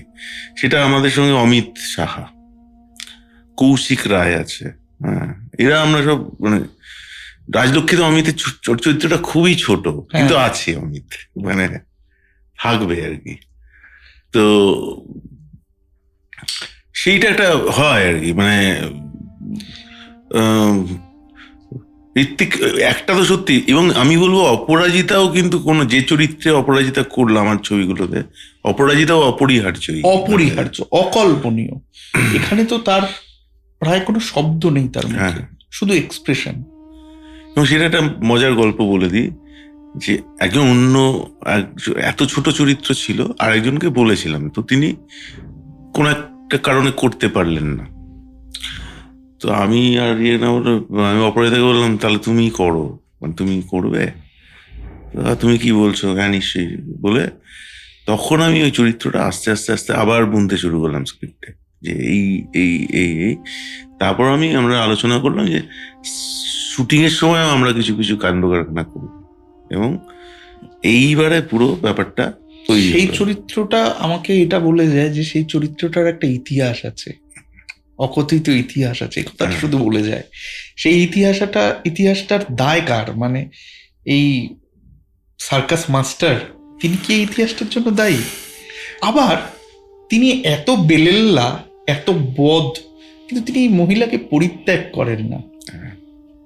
এই আপনি শুরুতে বলছিলাম লেয়ার, কেন এই মহিলাটাকে তিনি বাদ দিয়ে, জীবন থেকে, সংস্রব থেকে বাদ দিয়ে দেন না? তার বেলেল্লা মতে তো সেটা যায়, তবু কিছু মায়া যেন রয়ে যায়। আবার ওই রকম অপরাজিতাও ওই লোকটিকে দেখে, ওই লোকটি প্রতিদিন অন্যের ঘরে যায়, অপরাজিতাও ওই লোকটিকে দেখে। নীরবে যে একটা চরিত্র অপরাজিতা তৈরি করেন, আঁকেন, অকল্পনীয়। আমি মনে করি আপনি অপরাজিতাকে একদম পিঙ্কি আই লাভ ইউ থেকে, আমার খুব প্রিয় ছবি পিঙ্কি আই লাভ ইউ, আপনি অপরাজিতাকে যতটা কাজের, তার প্রতিভার উন্মোচনের যা সুযোগ দিয়েছেন, একই কথা প্রিয়াঙ্কা সরকার সম্পর্কে। যদিও প্রিয়াঙ্কা অপরাজিতার তুলনায় নতুন, তিনিও অনেকদিন কাজ করছেন, কিন্তু অপরাজিতার থেকে কম তার বোধহয় কাজের টাইম লাইনটা কম হতে পারে, আমি এক্স্যাক্টলি জানি না, ওর সম্ভাবনা আছে। কিন্তু বিরাট সুযোগ, বিরাট। আপনার সঙ্গে অপরাজিতার শ্রেষ্ঠ কাজগুলি প্রথম 3-4 মিনিট নথর চরিত্রটা যখন এস্টাবলিশড হচ্ছে, তখন আমার মনে ভয় কাজ করলো যে এই গতিতে এই মানুষটা গোটা ছবির প্রোটাগনিস্ট চলবে, এবং আমি আগে থেকে জানি ছবিটা কতক্ষণের, এই গতিতে গোটা গল্পটা গড়াবে, তাহলে কি ছবিটা আমি শেষ অবধি দেখতে পাবো? মানে এতক্ষণ থাকা যাবে? এটা সম্ভব? আমার ধারণা সমস্ত দর্শকই প্রাথমিকভাবে এটাই ভেবেছে। এমনকি আমার এও ধারণা যে নিশ্চয়ই যিনি এই চরিত্রে অভিনয় করেছে তাকেও এটা হন্ট করেছে, যে how to establish the character. সেটাই পরিচালকের মনে হয় মুনশিয়ানা। আপনি কি করে নধর হিসেবে অমিতকে গড়ে তুললেন? ঘটনাচক্রে আমরা একসঙ্গে গড়ে উঠলাম, হয়তো আমরাও এক্সপ্লোর করতে করতে গেলাম। এটা হচ্ছে যে অমিতকে বললাম যে যেরকম তুমি করবে ইত্যাদি, ও এলো, আমাদের আড্ডা হলো গোটা রাত্রি, এবং ওর চরিত্র যখন আমরা আলোচনা করি তখন গোটা রাত্রি জুড়েই আমরা আলোচনা করি বিভিন্ন কিছু। এইরকম করে যে এবার ঠিক আছে, তাহলে ফাইনালি স্পিডটা কেমন হবে, কিভাবে হবে, এটাকে আমরা কি করে অ্যাচিভ করবো, তুমি কি ভাবছো ইত্যাদি অনেক রকম ভাবনা চিন্তা হচ্ছে। ওয়েটটা কি করে একটু মানে কিছুই করছি না, তাহলে একটু সামান্য ভুড়ি টুড়ি হওয়া দরকার। ও একদম চিপচিপে ছিল সেই সময়টাতে। তখন ঠিক আছে, ও ডাক্তারের সাথে কথা বললো, তারপরে মাংস টাংস, মিষ্টি, বিয়ার এইসব খেয়ে যাতে ওয়েটটা গেন করা যায়, সেসব হাঁটা ফাটা বন্ধ করে দিল, এইসব করলো। স্পিডটা অ্যাচিভ করা মানে যে ঠিক এক্স্যাক্ট কি হবে, তার মধ্যে সাত্তকী একটা গান পাঠালো, মা না ভেসে যায় ভেলা। আচ্ছা, এই গানটা পাওয়া মাত্র মনে হলো মানে এবার সাত্তকীর সঙ্গে আর এক রকমের ব্যাপার আছে। এবার সেইটা কি হয়, ওইখানে আমার ফিল্ম মেকিং এ খানিকটা যে বদল এটা হয়েছে আফটার, মানে গান আমি চিরকাল আগেই বাছি, মানে স্ক্রিপ্টের সময় গান সঙ্গে সঙ্গে করতে থাকি গানগুলোকে সাধারণভাবে, মানে 80-90%। এবার সাত্তকীর সঙ্গে হচ্ছে কি মিউজিকও পেয়ে যাচ্ছি, মানে স্ক্রিপ্টে আমি এরকম লিখে রাখছি, ওরকম পাচ্ছি, অনেক রকম করছি, এইটা আমার পছন্দ, এইরকম হতে হতে এগোয়। ও যখন গানটা পাঠালো তখন আমি অমিতকে বললাম এইটা শোনো। অমিত শুনে বললো তাহলে আমার স্পিডটা মনে হচ্ছে আমি এইটা একটু দেখি, এরকম হতে পারে। এই করে একটা আমাদের কথা হলো, চুক্তি, যে এরকম। কিন্তু যখন আমরা ক্যামেরা পাতলাম প্রথম দিন, সেই প্রথম 1-2 দিন আমাদের টাইম লাগলো ওই গতিটাকে, নধরের গতিটা ফাইনাল এস্টাবলিশ করতে। যে কারণ এমনি স্লো লোকে হাঁটতে পারে অভিনেতারা, এমনি অমিত কিন্তু খুব চঞ্চল লোক এমনিতে। এবারে তাকে বললে স্লো হাঁটবে, কিন্তু আমাদের ছবির সঙ্গে কি করে সম্পৃক্ত হবে, ক্যামেরার সঙ্গে কি করে হবে, ক্যামেরা মুভমেন্টটা কি হবে। আর যেহেতু আমি খুব একটা ওয়ার্কশপ টওয়ার্কশপ করি না, আমি শুধু আলোচনাই করি, শুধু আলোচনাই করতে থাকি, যে এরকম খুব রেয়ার হলে কিছু দেখতে চাই, না হলে সেটাও করি না। তো সেইটা তখন ওই প্রথম 1-2 দিনে আমাদের সেট হলো, এই স্পিডটা এরম ভাবে হবে এবং এইগুলো হবে, এইটা করে আমাদের সেট হয়ে গেল। বাকি ওটাই চললো, বাকি অমিত। মানে আমি একটা শট আছে তুমি দেখবে, এইখান দিয়ে না ডিমটা এইখান দিয়ে পড়লো, চোখের মনি এইখান দিয়ে এলো, আর এখানে মেকআপ করা ছিল চোখের, যে একটা কালো এরকম কালো চোখের জলের মতোই মেকআপও আশ্চর্য কাজ করেছে সুরজিৎ। এর জাস্ট এইখানটা পড়ে এরম যাচ্ছে, আমি তাকিয়েই আছে। এবার আমি একটা এথিক্যাল প্রবলেমে পড়ে গেছি, মানে আমি কেন শটটা অন করে রেখেছি আর কি। আমি অমিতকে বলে রেখেছিলাম যে মোমেন্টে 1 ফোঁটা কষ্ট হবে সঙ্গে সঙ্গে তুমি নিজেই কেটে দিও। ওই দৃশ্যর ওই হলুদ কুসুমটা গড়িয়ে পড়ছে চোখ থেকে, আরো তাকিয়ে রয়েছে, মাইন্ড ব্লোয়িং। মানে এরকম অভিনেতা, আপনি এরকম একজন অভিনেতাকে এই সুযোগটা দিলেন, এই জায়গায় তুলে ধরলেন। হ্যাঁ, অমিত আমাকে বলেছে, প্রদীপ্ত আমার আর আক্ষেপ রইল না যে আমি কোনো সুযোগ পাইনি বলে। আর না, ঘটনা হচ্ছে, আমরা আবার বলবো যে একই সঙ্গে আমরা একসঙ্গে কাজ করছি, আমরা পরেও যত কাজ করব একসাথে অনেক কাজই করব আমাদের এই যারা করি, এক একটা জায়গাতে এক একজন এক এক রকম করে, মানে, এবং অমিত একটা রিয়েল আশ্চর্য। কারণ আমি কি বলবো, ও এখানে যদি এমনি ক্যামেরার বাইরে থাকে একরকম হয়, এটা খুব রেয়ার লোকের সঙ্গে আমি দেখেছি। ক্যামেরার বাইরে দাঁড়িয়ে কথা বলবে, ওকে কিছুই মনে হবে না, ও একদম ট্রেনে বাসে এখানে ওখানে মিশে যাবে। ক্যামেরাটা অন হলেই ব্যাস, অমিত নেই আর, মানে ওই যে চরিত্রটা দিয়েছে সেই লোকটা, আর সে তার প্রেজেন্স সাংঘাতিক আর কি, সেটা দুর্দান্ত। ঋত্বিকেরও তাই। ঋত্বিকের অদ্ভুত ব্যাপারটা হচ্ছে, ঋত্বিক কিরকম খুব হা হা হি চললো আর কি, ক্যামেরা মানে চেঞ্জ, ক্যামেরা দিলেও আলাদা হয়ে গেল। অমিতের ক্ষেত্রে কি, অমিত তো দেখে মনে হবে এই লোকটা বোধহয় করে কিছু একটা কাজ করে, যে মানে লেখক হতে পারে বা কেরানি হতে পারে বা কিছু একটা হতে পারে, কিন্তু ও যে অভিনেতা, ও যে ওরকম চেঞ্জ করতে পারেন পড়াশ করে একটা কিরম হয়ে যাবে, সেইটা কিন্তু অদ্ভুত আর কি। মানে আমাদের, আমি বলতে পারি মানে হাতে গোনা অমিতের মতো চরিত্রাভিনেতার কথাটাকে ছোট করতে বলা, বড় করতে বলা, মানে ওইরকম একটা চরিত্রকে ওইরকম ভাবে ফুটিয়ে তোলা আমাদের সত্যি নেই। আপনি ঋত্বিকের কথাটা বলছিলেন, আমার শুধু ছবিটা তো আস্তে আস্তে এখন মন থেকে ফেড হচ্ছে। ঋত্বিক বললেই আমার মনে পড়ছে একটা মোশন। আমরা তো ঘৃণার বাস্তুতন্ত্রে দাঁড়িয়ে আছি, সেখানে ঘৃণাই সবচেয়ে আশ্চর্য একটা পুঁজি, কোটি কোটি টাকা রয়েছে ঘৃণার এতে লুকিয়ে। তো ও যখন ওই সার্কাসের মাস্টার যখন বুঝে নিল ওই যে ঘৃণা করছে, ওটাকেই মোবিলাইজ, ওই যে লোকে বিরক্ত হয়ে ডিম ছুড়বে, ওটাকেই মোবিলাইজ করা যায়। আমি আর বেশি বলতে চাই না, ওটাকেই মোবিলাইজ করা যায়, কিন্তু মোবিলাইজ করতে গেলে ওই ঘৃণাটাকে একটা মোশন দিতে হবে, যে ভালো হচ্ছে ভালো হচ্ছে। আমরা ক্রিকেট মাঠে যেমন দেখতে পাই যে ওটাকে চিয়ার আপ করা, ওই চিয়ার আপ করার জন্য ও শরীরে, মুখের সঙ্গে সঙ্গে ও শরীরে একটা স্পিড নেয়, ওই সুর তাল ছন্দে ও শরীরটাকে আশ্চর্যভাবে খেলাতে থাকে ওই সার্কাসের মাঠে।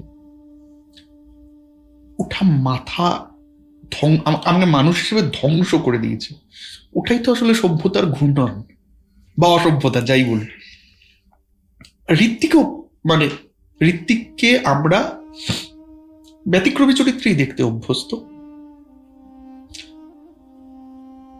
পুলিশ, কখনো কখনো উকিল, এরকম নানা, বাকিটা ব্যক্তিগত একটা আশ্চর্য চরিত্র, কিন্তু পুলিশ, উকিল, এইরকম অদ্ভুত অদ্ভুত চরিত্রে তিনি নিজেকে খাপ খাইয়ে নেন, মানিয়ে নেন এবং অসাধারণ করেন। তিনি ঋত্বিকের কোনো বিকল্প নেই, এই কথা আর নতুন করে বলার না। আর আরেকটা হলো আপনার সঙ্গে বন্ডিংটা, এটাও তাকে কোথাও গিয়ে একটা আরো এগিয়ে দেয়। একটু বলুন কি করে তৈরি করলেন, কিভাবে এই চরিত্রটা দাঁড়ালো? অ্যাকচুয়ালি কি হয়, আমার স্ক্রিপ্টে একটা বর্ণনা থাকে, আগে লিখে চরিত্র বৈশিষ্ট্য বলে লিখে রাখি, বিভিন্ন ছোট বড় চরিত্রের বিভিন্ন বিষয়। দুটো সিগারেট খেতে খেতে আলোচনা হলে এরকম এরকম ভাবছি, তাহলে তুই হ্যাঁ তাহলে এরকম করো, ঠিক আছে করে নিবি, এই জায়গায় এইটুকু, মানে দাঁতটা এরকম করে দেবো, তাহলে ঠিক আছে দাঁতটা এরকম হয়ে যাবে, আমি করে নিচ্ছি, ওকে চ এবার, তাহলে এইভাবে হবে। এটা আপনাকে জিজ্ঞেস করা উচিত না, ঋত্বিক চক্রবর্তীকে জিজ্ঞেস করা উচিত, কোনোদিন জিজ্ঞেস করবো কিভাবে নিজেকে, মানে আমি এটা ভাবি যে উনি তো গ্রাম বাংলার একজন নন, সে অর্থে উনি একদম কলকাতা শহরের মফস্বলের কেউ নন, কিন্তু ওই যে মফস্বলী একটা শরীর, চেহারা, একজন অভিনেতা কি করে ওইটা ধারণ করে? অবশ্যই তাই জন্যই তিনি অভিনেতা। হ্যাঁ, এবং ওটা ওর স্টাডি, অভিনেতার খুব ইম্পর্টেন্ট জিনিস হচ্ছে স্টাডি করা, মানে পচা মাছগুলো দিয়ে দেবেন, পচা সবজিগুলো দিয়ে দেবেন, ওইটা যে চরিত্রটা তৈরি করছে। হ্যাঁ, মানে ও ব্যারাকপুর থেকে এসছে, কিন্তু কি হয়, প্রত্যেকের বাড়ির লোককে যদি স্টাডি করি তো আশ্চর্য সব ক্যারেক্টার বেরোবে, পাড়ার লোককে। তো ওর ওই অবজারভেশন খুবই চমৎকার, এবং সেটাকে ডেলিভার করা এবং রেগুলার প্র্যাকটিস প্লাস নিজস্ব যেটা আছে সেইটা ইনএক্সপ্লিকেবল, যেটা করে দেবে আর কি। সেটা হয়তো ঋত্বিকও ভালো করে ব্যাখ্যাও করতে পারবে না, আমিও হয়তো ভালো করে ব্যাখ্যা করতে পারবো না, কিন্তু ওইটা করে দেয় যে ওই বডি ল্যাঙ্গুয়েজটা এনেছেন একটা হালকা এরকম করে।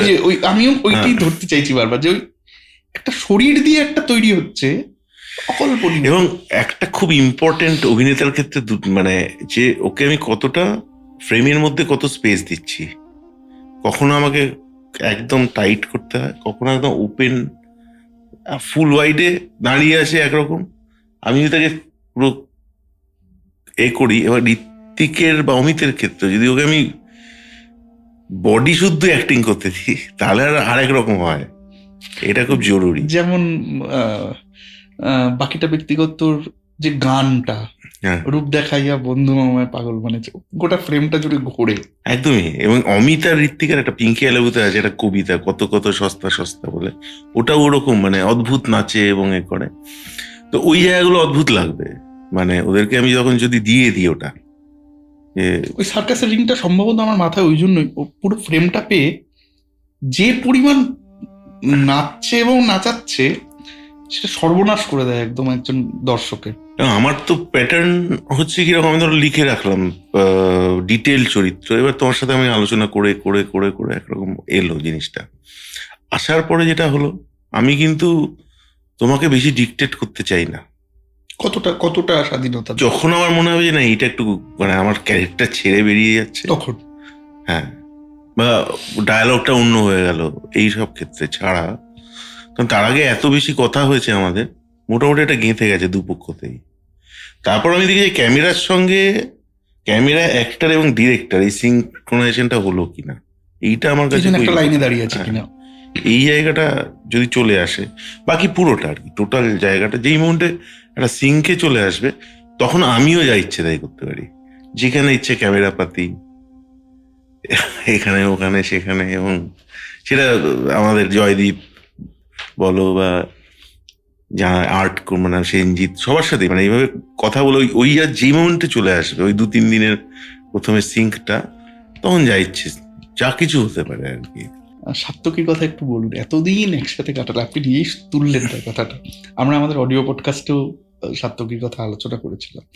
এতদিন, এত রকম, এতগুলো বছর। আমি এটুকু বলতে পারি, ওই মা বলে যে ডাকটা, ওটা ছবিটাকে, মানে আপনার ছবির এই গুণটার কথা আমি বলবো যে মিজোসিনের কথা আমরা পড়েছিলাম, আমাদের পড়ানোর সময় বলা হতো যে সবকটারই সমান গুরুত্ব, কিন্তু আমরা বাংলা ছবিতে সাধারণত এটা বুঝতে পারি না সবকটার সমান গুরুত্ব।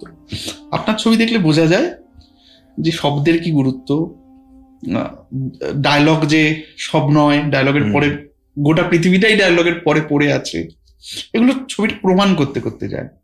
তেমনি গান অপরিহার্য বললেও বোধহয় এটা ঠিক শব্দ নয়, তার থেকে একদম এগিয়ে যদি কোনো শব্দ থাকে সেটা খুঁজতে হবে, যে বুক চিরে বেরিয়ে আসে শব্দটা। এই মানে আমি বাড়িয়ে বা বিনয় করে বা এরকম ভাবে বলছি না, মানে একমাত্র ঋত্বিক এবং বাহাদুর খানের যে সম্পর্ক, বা আলাউদ্দিন খানের যে সিনথেসিসটা, সেই সিনথেসিসের কথা আমার মাথায় আসে। আমি বলছি না যে গুণমানের দিক থেকে, কিন্তু দুজনের সমীকরণের জায়গা থেকে, বা আইডি কানন ঋত্বিক যে সমীকরণ, সেই সমীকরণটা মাথায় আসে। এরকম কিন্তু বাংলা গানে, বাংলা ছবির, প্রথম কথা বাংলা ছবির, আমি খুব জ্ঞানত বলছি, আমার সাথে যারা এখন কাজ করছে কেউ 5টা গানের নাম বলতে পারবে না, আমরা কেউ পারবো না, কারণ মনে রাখার মতো গান বাংলা ছবিতে কিছু থাকে না, বা যে গান ব্যবহার করা হয় তার সঙ্গে ছবির কোনো সম্পর্ক নেই, আমরা কিছু টেক হোম থাকে না। কিন্তু এখানে প্রমাণ হয় যে ওটা আলাদা করে কোনো আরোপিত গান না, ওটা ছবির অবয়বের শরীরের অংশ। ওই আপনার কথা ধার করেই বলতে হয়, আপনারা একে অন্যকে গড়েছেন আর কি, একে অন্যকে সমৃদ্ধ করেছেন নিশ্চয়ই। এই জার্নিটা একটু বলুন। এই জার্নিটা অ্যাকচুয়ালি সাত্তকীর সঙ্গে বেসিক্যালি আমি সাত্তকীকে দেখি প্রথম এতে যাদব 2008-এ সম্ভবত, 7 বা 8-এ বাউল ফকির মেলাতে শক্তিগড়ে। তারপর যাই হোক টুকটাক 8B-তে দেখা সাক্ষাৎ হয়, চা খেলাম হয়তো, এরকম। বাকিটা ব্যক্তিগততেও মানে আবির ও কুমকুমতে দোতারা বাজিয়েছিল। তো ওরকম আমি সাত্বিককে বললাম তুই এটা কর, ওই রাজলক্ষ্মীতে ব্যাকগ্রাউন্ড মিউজিক যখন এডিট হয়ে গেছে, কিন্তু ওইটা করতে করতে আমার খুব একটা ফুলফিলমেন্ট হয়নি আমাদের দুজনেরই, যে এটা যদি আমরা আগে থেকে শুরু করতাম, বিফোর এডিট, মানে বা স্ক্রিপ্টিং স্তরে আরো পাওয়া যেত। হ্যাঁ, এবং এইটা করতে করতে আমরা তখন আমাদের অ্যাকচুয়ালি বন্ধুত্বটা হয়ে গেল ওই 17-18 সাল থেকে, যে বহু রাত কাটানো, গান বাজনা, সিনেমা, এই সেই করতে করতে করতে করতে যখন আবার ছবি আমরা করব, তখন কিন্তু আমরা স্ক্রিপ্ট থেকে যাব। বিরোহিত থেকে আমরা এটা শুরু করলাম, যে একটা করে এপিসোড হয়, পাঠিয়ে দিই, দেখ কি হবে। এবং ফলত যেটা হয় যে আমি মানে যে খুব ইম্পর্টেন্ট সিনেমার একটা ইম্পর্টেন্ট হচ্ছে বিশ্বাস করা। মানে এই এত বলছি বা এইগুলো সব বিশ্বাসের উপরে চলে। আমি জানি যে ওটা করতে পারে, ওটা পারবে, ও জানে যে ও বলছে যখন এটা করতে পারে। ফলত এটা শুধু অ্যাক্টিং থেকে শুরু করে বলো সব জায়গাতেই তোমার মনে যদি আমার সম্পর্কে কোনো দ্বন্দ্ব থাকে, তোমার কাজটাও যে খুব ভালো বেরোবে নাও বেরোতে পারে আর কি। সেইটা সাত্ত্বিকের সঙ্গে এবার কি হয়, তারপর তো খুবই মানে যখন যা কাজ আমরা একসাথে করি ইত্যাদি, এখানেও তাই হলো। ওই এবং আমি বলবো যে আমার যে স্ক্রিপ্ট বা ফিল্ম, তার সঙ্গে গানগুলো একটা প্যারালাল স্ক্রিপ্ট গিয়ে দুটো মিলে একটা আশ্চর্য জায়গায় তৈরি করে গেছে জিনিসটা। এবং যেটা হয় কি, ও গানগুলো আমাকে পাঠিয়ে দিল, ব্যবহার কিন্তু আমি করি, এডিটে ফেলে এটা করি ওটা করি, এটার পরে এটা ইউজ করলাম ওটার করলাম, ও আমাকে সব দিয়ে দেয়, মানে মিউজিক, ব্যাকগ্রাউন্ড মিউজিক থেকে সব, কিন্তু সিনেমার শুটিং হওয়ার আগে মোটামুটি রেডি। ওটা আপনি শুনতে শুনতে আমি জানি কি হবে, সাউন্ডও আমি মোটামুটি একটা এই ভেবেছি এরকম হতে পারে, আলোচনা করেছি করে এক ধরনের এই নিয়ে গেছি সিনেমাটা করতে, শুটিং, আমি জানি এইগুলো হবে। তো তো সেই ক্ষেত্রে আমার যে ক্যামেরা, আমি জয়দীপের সঙ্গে অনেক আলোচনা, এরম করবো ওরম করবো, কিন্তু একটা ওই যে বিশ্বাসটা যে ও এইরকম চাইলেও এটা আমাকে, কারণ ক্যামেরাকেও তো আমি খুব বেশি দিতে পারি না ইকুইপমেন্টস বা লাইট, তার মধ্যেই জানি যে এগুলো করতে হবে, আর খুব কম সময়ের মধ্যে করতে হবে। প্রিয়াঙ্কা সরকারকে এটা হয়তো একটু বোল্ড স্টেটমেন্ট, কিন্তু আমি এটা বিশ্বাস করি, নিজের বিশ্বাস ডাক পিটিয়ে বলতে কোনো লজ্জার ব্যাপার নেই। বাঙালি দুবার ব্যবহার করেছে, একবার কবিতা ব্যবহার করলেন, তবে কবিতা তার ছবির ভাষায়, তার একটা একটা ওই নাগরিক পরিসরের মধ্যেই যেহেতু ছবিটা, সেইখানে সেটা খুব ভালো লেগেছে তাকে দেখতে, আমার মানে তার অভিনয় দেখতে ভালো লেগেছে। কিন্তু প্রিয়াঙ্কাকে এই ছবিতে যেভাবে দেখা যায়, তাকে অতীতে কখনো এই বিস্তারে, আশা করি তিনি নিজে বিশ্বাস করেন এটা, বাংলা ছবিতে তাকে কখনো এই বিস্তারে, এই চরিত্রে, এই ব্যাপ্তিতে দেখা যায়নি। এবার দেখা গেলেই তো হলো না, তাকে নিজেকেও তো সেই সুযোগটা কাজে লাগিয়ে ফুটে উঠতে হবে ফুলের মতো। প্রিয়াঙ্কা নিজেও যা করেছেন সেটা বিয়ন্ড ইমাজিনেশন। আমি মানে স্তব্ধ হয়ে গেছি আর কি। আমরা যখন ছবিটা দেখছিলাম, আমরা বারবার নিজেদের মধ্যে এই কথাটা বলছিলাম যে কি করছেন এটা প্রিয়াঙ্কা। প্রাথমিকভাবে এরকম ছিল যে শ্যামা কে করবে, আমি ভাবছি যে কে করতে পারে, কে করতে পারে। তখন আমার সঙ্গে সেও ডিরেক্টর এবং আমার অ্যাসিস্ট করে আমারই ছাত্র অরুণাভ, আমার এখানে অ্যাসোসিয়েট। ও বললো যে প্রিয়াঙ্কা হতে পারে। আমি প্রিয়াঙ্কার কথা একবার ভেবেছি, আমাকে সোহিনীর কথা হচ্ছিল, যে সোহিনী আমাকে বললো প্রিয়াঙ্কা খুবই ভালো করবে। আমার একটা আশঙ্কা ছিল যে দেখো, আমরা যে এতদিন ধরে কাজ করি, তো আমি, অমিত, সায়ন শতাক্ষী, জয়দীপ, ঋত্বিক, অপরাজিতা, সবাই একসাথে করি। এইখানে না ওইটা নেই, মানে কোনো রকম থাকে জেলটা, পুরোনো জেলটা। হ্যাঁ, আর কোনো ধরো থাকে তো, কারণ খুব পপুলার নাম করা কেউ এলে তার আলাদা ব্যবস্থা করা দরকার হয়। ওই তুমি যেটা জেলিং এর কথা বলে সেটার প্রয়োজন হয়, এবার সেইটা কি দাঁড়াবে, এইসবগুলো আমার মাথাতে ছিল। তো ও যখন এলো, কথাবার্তা হলো এবং কিছু কথা স্ক্রিপ্ট দিলাম ইত্যাদি, ওই কথা বলতে বলতে আমার একটু মনে হলো হয়তো মানে মিশে যাবে। এবার মিশে গেলেই ব্যাপারটা, ও যেটা করলো তারপর যেভাবে মিশলো আমাদের সঙ্গে শুটিং এর সময়টাতে, এবং ও তারপর যা পারফরমেন্স দিল, আমি পুরো মেসমেরাইজ। এবং কিছু দৃশ্য আমি তোমাকে বলবো যেগুলো আমিও এই ধরনের দৃশ্য কখনো শুট করিনি। কিছু দৃশ্য ছিল, বলছি না কারণ দর্শক যখন দেখবেন, এবং আমি ওর ধন্দে যে ওটা পেরে উঠবে হ্যাঁ, বা আমি করতে পারবো কিনা জিনিসটা ঠিক করে, সেইটা আমাকে প্রিয়াঙ্কাই হেল্প করলো করতে। এবং যে পরিমাণে ডেডিকেশন এবং যে পরিমাণে ও স্কিলড একজন। এবং ও প্রিয়াঙ্কাকে যদি আমি এমনি দেখি, তিনি একটা আদ্যন্ত নাগরিক, কলকাতার শহুরে একটা মানুষ। তাকে যেটা ভাঙতে ভাঙতে তাকে ওইখানে যেতে হয়, যে ওই মনসামঙ্গলের এগুলো পাঠ করছে সার্কাসের ইয়েতে দাঁড়িয়ে, কল্পনার বাইরে। অসম্ভব একটা আর কি, মানে কি বলবো আমি, একটা পয়েন্টে আমার মনে হয় ঠিক আছে, আর ওকে কিছু আমার বলার নেই, ও করতেই থাকুক, মানে যেটা যা হচ্ছে এবং যেভাবে হচ্ছে। আর খুব ইম্পর্টেন্টলি একটা দেখো, এটা কোথাওই বলিনি এখন অব্দি, মানে আমার মনে হয়, কারণ একটা যে মেইন তাঁবুটার পেছনে গ্রিন রুম মেকআপের তাঁবুটা, ওখানেই অ্যাক্টররা ছিল, ফলে ওদের ওই জিলিংটা ওখানেও হতো। আমরা তো শুট করতে যাচ্ছি, ওরা সারাক্ষণ ওই গরমের মধ্যে, এপ্রিল মাসের গরম, হ্যাঁ, না আছে টয়লেট প্রপারলি, না আছে ওইখানেই সারাক্ষণ কাটাচ্ছে। তো এই জেলিংটা কিন্তু ওখান থেকেও তৈরি হয়েছে আবার যে। এবং প্রিয়াঙ্কার ক্ষেত্রে কি হলো, আমি ওই যে বললাম না তোমাকে, হঠাৎ করে 3 পৃষ্ঠা দিয়ে দিলাম, এবার এটা মুখস্থ করে নিও, ঠিক আছে? ও কিন্তু 3টে দৃশ্যই মুখস্থ করেছে, বড় বড় ডায়ালগ। তার মধ্যে আমি 2টো নিতে পেরেছিলাম, একটা নিতে পারিনি। তুমি ওটা নিলে না? আমি বললাম, আমাকে ডিরেক্টলি বলেনি, আমার সহকারীকে। এবার এই যে সত্যি কথা, মানে ডেট বার করলো, করে যেটা ও ডেলিভার করলো, আমি যেরকম শ্যামা ভেবেছিলাম তার থেকে, আমি তো অমিতকে জানতাম যে এরকম হবে। শ্যামাটা আপনি জুয়া খেলেছিলেন? হ্যাঁ, মানে ও ভালো অভিনয় করে, খুবই ভালো, চমৎকার করে, আর কোনোদিন কাজ করিনি। এবং রিয়েলি একজন অ্যাক্টর এবং একজন মানুষ হিসেবে খুবই, মানে আমি খুবই আনন্দিত ওর সঙ্গে কাজ করে, মানে। এবং সত্যি সেটা ছবি দেখে লোকেও সেটা বুঝতে পারছে। এখনো হয়তো হয়, কিন্তু ওই পাড়ায় পাড়ায় যে অর্কেস্ট্রা, তাতে নানা কণ্ঠীরা রাত ভর গান গাইছেন, তারা একটা নির্দিষ্ট সময়কে ডেপিক্ট করছেন তাদের চেহারায়, ছবিতে। মোহাম্মদ আজিজ কণ্ঠী, লতা কণ্ঠী, কিশোর কণ্ঠী, ওইরকম একটা সময়ের প্রোটোটাইপ হয়ে, ওই সময়ের এই স্থানিকতার এটাই হচ্ছে চিহ্ন। ওইরকম ভাবে সায়ন ধরা দেয়। বলতেই হবে সায়ন শতাক্ষী, ওদের কথাও।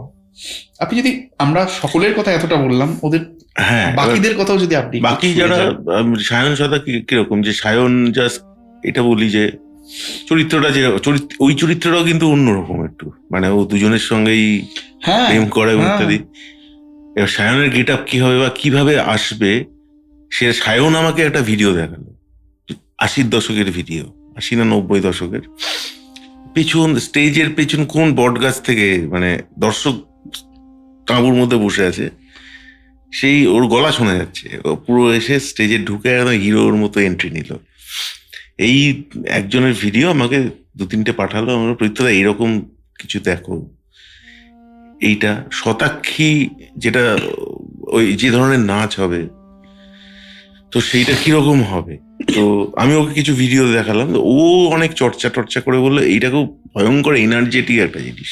প্রিয়াঙ্কা, সায়ন এবং শতাক্ষী কিন্তু এই ছবির কোরিওগ্রাফার, ওইভাবে ওদের নাম গেছে এবং ওরা এটাই করেছে। তো প্রিয়াঙ্কা আমাকে বললো, কোনোদিন কোরিওগ্রাফার হিসেবে আমার নাম যায়নি, এটা খুব। তো আমি আমাদের প্রত্যেকটা লোকের কথা বলছি, কৌশিক চঞ্চলদা, কৌশিক রায়, সেও একজন আশ্চর্য অভিনেতা, সেও খুবই এখনো সাংঘাতিক, ওইটা হয়নি, পায়নি সেই যে একটা দুর্দান্ত এক্সপোজার, যা মানে সেটা উচিত, ওরা দারুণ একটা সত্রাবিদ, মানে মানে তেহট্টে যারা অভিনয় করেছেন, জয়ন্তদা বা বাসু কাকা, এরাও সবাই মিলে, সুরজিৎ আমাদের মেকআপ, স্টেনজিৎ আর্ট, পুনম বলে একটি মেয়ে গেছে, তারা নিলয়ের পুনম, ওরা কস্টিউম করেছে। ওভারঅল পরে কালার যারা, মানে আমি সবার কথাই বলতে, মানে যারা করেছেন, এটা একটা যেটাকে বলে রিয়েল টিম ওয়ার্ক। যে যারটা নিলয়ের মানে, কথা আপনি বললেন, হ্যাঁ। যে যারটা পেরেছে, যতটা নিলয় পেরেছে, একাধারে অ্যাসিস্ট করছে, একাধারে অভিনয় ওই রকম করছে। অভিনয় নিলয়ের। তার মধ্যে অনেক, আর নিলয় তো অদ্ভুত, ও একাই অনেক জনের ডাবিং করে দিতে পারে। তাই বিরোহীতে সায়নের মায়ের ডাবিং নিলয়ের, আবার একটা বাদাম, মানে দুটো ক্যারেক্টার কথোপকথন হচ্ছে, দুটোই নিলয়, এরকমও আছে বিরোহীতে বাসের মধ্যে। এবং নিলয় কি ইম্পর্টেন্ট একটা দৃশ্যে, আমি আর হ্যাঁ। বলছি না দৃশ্যটা কি ইম্পর্টেন্ট দৃশ্য, একটা বাংলা ছবির মাইল ফলক দৃশ্য, যে ছবিতে যে দৃশ্যে নিলয়কে আমরা শ্রেষ্ঠ একটা জায়গায় পাই, হ্যাঁ। যেখানে সে একটা তার ডিজায়ারটা, সে তার ডিজায়ারটাকে প্রকাশ করছে হ্যাঁ। ক্যামেরার সামনে। অকল্পনীয়, নিলয়কে স্যালুট। একটা কথা না বললি না, অনেকটা বললাম ছবিটা নিয়ে কথা, কিন্তু যেহেতু এত বছর ধরে ছবিটা পেকেছে, তাই ছবিটার স্ক্রিপ্টটাও বোঝা যায় যে ওটা ওই 7 রাতের কাজ নয়, ওটাও আস্তে আস্তে আস্তে আস্তে পেকেছে, হয়তো বহু হাত ঘুরেছে, আপনি ভালো বলতে পারবেন। এবং এই স্ক্রিপ্টটা সাহিত্যের একটা বড় ডকুমেন্ট। আমি অবশ্যই আপনাকে বলবো এই স্ক্রিপ্টটা যাতে বই আকারে পাবলিশড হয়। এটা একটা সাহিত্যেরও একটা খুব বড় ডকুমেন্ট। সেটা কিভাবে ডকুমেন্টেশন করা যায় সেটা হয়তো আপনারা ভাববেন। এটার মধ্যে মানে ওই পৃথিবীর শ্রেষ্ঠ নভেলগুলোর বীজ আছে বলে আমি মনে করি। স্ক্রিপ্টটার কথা বলুন, কিভাবে স্ক্রিপ্টটা, আমরা যদিও শুরুই করেছিলাম যে কিভাবে ছবিটা আপনি কনসিপ্ট করছিলেন, আপনি তখন বলছিলেন যে আমি এতদিন ধরে এটা করেছি, কিন্তু স্ক্রিপ্টটার গড়ে ওঠাটা একদম টাইম ফ্রেম ধরে, কাদের কন্ট্রিবিউশনের মধ্যে কতটা? বেসিক্যালি স্ক্রিপ্ট লেখাটা পুরো আমার একার জার্নি হয় সাধারণভাবে, প্রথম ড্রাফট। কখনো কখনো আমি মুখে বলি লেখে, হাত ব্যথা হয়ে যায় তখন, কিন্তু ওই জার্নিটা আমার মানে এতটাই একাকী এবং আনন্দদায়ক জার্নি। এবং এডিটও, মানে যখন আমি এডিট করি তখন আমি একাই এডিট করি জিনিসটা। এবার যেটা হয় কি, স্ক্রিপ্টটা প্রথমবার লেখার পরে, ধরো বললাম ঋত্বিককে বললাম বা সোহিনীকে বললাম, এবার ওরা তখন যে এইটা ভালো লাগছে না বা ওইটা পাল্টাও। হ্যাঁ, যেটা আমার খুব ইম্পর্টেন্টলি ছিল যে আমি তখন ডিসাইড করেছি ও ঝাঁপ দেবে। ফিল্ম মেকিং যে ওয়ার্ল্ড সিনেমার মন বলছে, যেটা আমি আগে করেছিলাম যে দেবেন, এটার মধ্যে একটা দ্বন্দ্ব চলছে। মানে যদি ঠিকই ফিল্ম মেকিং এর জায়গা থেকে দেখলে, এবং আপনাকে আমি থামাতে বাধ্য হচ্ছি, আমরা যখন ছবিটা দেখছি আমার মনের মধ্যে তোলপাড় চলছে যে ঝাঁপ দেবে কি ঝাঁপ দেবে না, দর্শক আমার দেখার অভিজ্ঞতা বলছে ঝাঁপ দেবে না। কিন্তু একজন বাঙালি মনসামঙ্গলের ভক্ত, চিরায়ত বাংলার যা কিছু পালা পার্বণ, বাংলার ইতিহাস যা কিছু তার ভক্ত, সেই মনটা বলছে ঝাঁপটা দিক।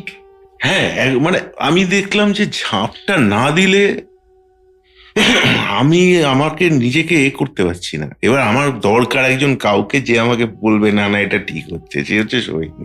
আমি লিখে দিয়েছি ঝাঁপ দেবে, ঝাঁপ দেবে। হ্যাঁ, আচ্ছা, লিখে দিয়ে আমার তখন খুবই হচ্ছে যে তাহলে আমার, কারণ বাকিটা ব্যক্তিগততে ওটাই করেছিলাম, বাকিটা ব্যক্তিগত যে কাকে খুঁজছে, যে অপরাজিতাকেই পাবে, এটা একটা এডিটে আগে আমি কেটে দিয়েছিলাম যে ছুটতে কাউকে এটা পাচ্ছে, তাকে দেখা যাচ্ছে না। তারপর তুমি যে বললে যে বাঙালি, এবং আমি তখন মনে হয় যে সিনেমার এস্থেটিক্স ওকেই দেখতে পাবে রেখেছি। এইবারও আমার এই ডিলেমাটা যে ঝাঁপটাতে দেবে, কিন্তু তাহলে কি এটা ঠিক হবে, মানে শিল্পটা একটু কমে যাবে না, এরকম সব ব্যাপার ছিল। তো তার জন্য যেটা দরকার সেটা হচ্ছে যে মানে আমার একটা সাপোর্টার দরকার আর কি। সেইটা ঠিক করছি না মন করছি, হ্যাঁ, কি করা যায় বল, বলে না না ঝাঁপটা দিলেই, আমাকে তখন মানে করলো যে না, এটা তো সিনেমা বনাম হৃদয় চলছে আর কি। হ্যাঁ না দেবেই ঝাঁপটা, ঠিক আছে। ঝাঁপ না দিলে সম্ভবত বাঙালি কেউ কেউ আপনাকে খুন করে দিত। একদমই, তুমি ঋত্বিক ঘটকের ছবিও যা কিছু হয়ে গেল দেখবে সুবর্ণরেখাতে ওই নতুন বাড়িটার কাছে যাচ্ছে, যায় ঠিক আছে, মামার সঙ্গে নাগরিকে ওরা বিয়ে করে। হ্যাঁ, এবং তুমি সব ছবিতেই মোটামুটি ঋত্বিকের দেখবে। তো আমি ওই ওই ওরকম একটা জায়গায় আগে ছিল গল্পটা, সেখান থেকে বললাম না, দুটো জায়গা আমি পরিবর্তন করেছি। আর একটা হচ্ছে ওই হারাধনের ওই টুটি, সেইটা। তো ওই জায়গাগুলো এইখানে এসেছে। কারণ আমি তো কনস্ট্যান্ট বলতে থাকি কথা, ঋত্বিককেও পড়াচ্ছি, বলছি এটা ওটা সেটা। এবার ঋত্বিক ধরো ছবির লেন্থ যে এরকম, ঋত্বিক ও কিছু কিছু আমাকে বললো যে এই কারেকশন গুলো কর। এটা কিন্তু আমাদের একটা প্রসেস, আবার এডিটেও মানে এটা করবো, এটা দেখতো, ও আবার 7টা পয়েন্ট লিখে দিয়ে গেল যে এরকম। তো আমাদের কয়েকটা মনে হলো যে ঠিক আছে। তারপর ফাইনালি যখন দাঁড়ানো বললো এটাই ঠিক আছে, এর থেকে আর কমাস না, কারণ ছবিটা 3.5 ঘন্টা হয়ে গেছিল। আচ্ছা, দিয়ে ওটাকে কমিয়ে 3 ঘন্টা করলো, কিন্তু 1 ঘন্টা 179 বলে আর দরকার নেই, এটাই ঠিক আছে। মানে যে আমিও আর কমাতে চাইছি না, জানি কি এটাই, তো এই আর কি। সিনেমাটোগ্রাফির লোকেরা একরকম ভাবে রাজ তোলে, এডিটিং এর লোকেরা একরকম ভাবে রাজ তোলে। আপনি কত ঘন্টা থেকে কেটে 3 ঘন্টা করলেন? এটা 26.5 ঘন্টা। 26.5 ঘন্টা কেটে 3 ঘন্টা করলেন?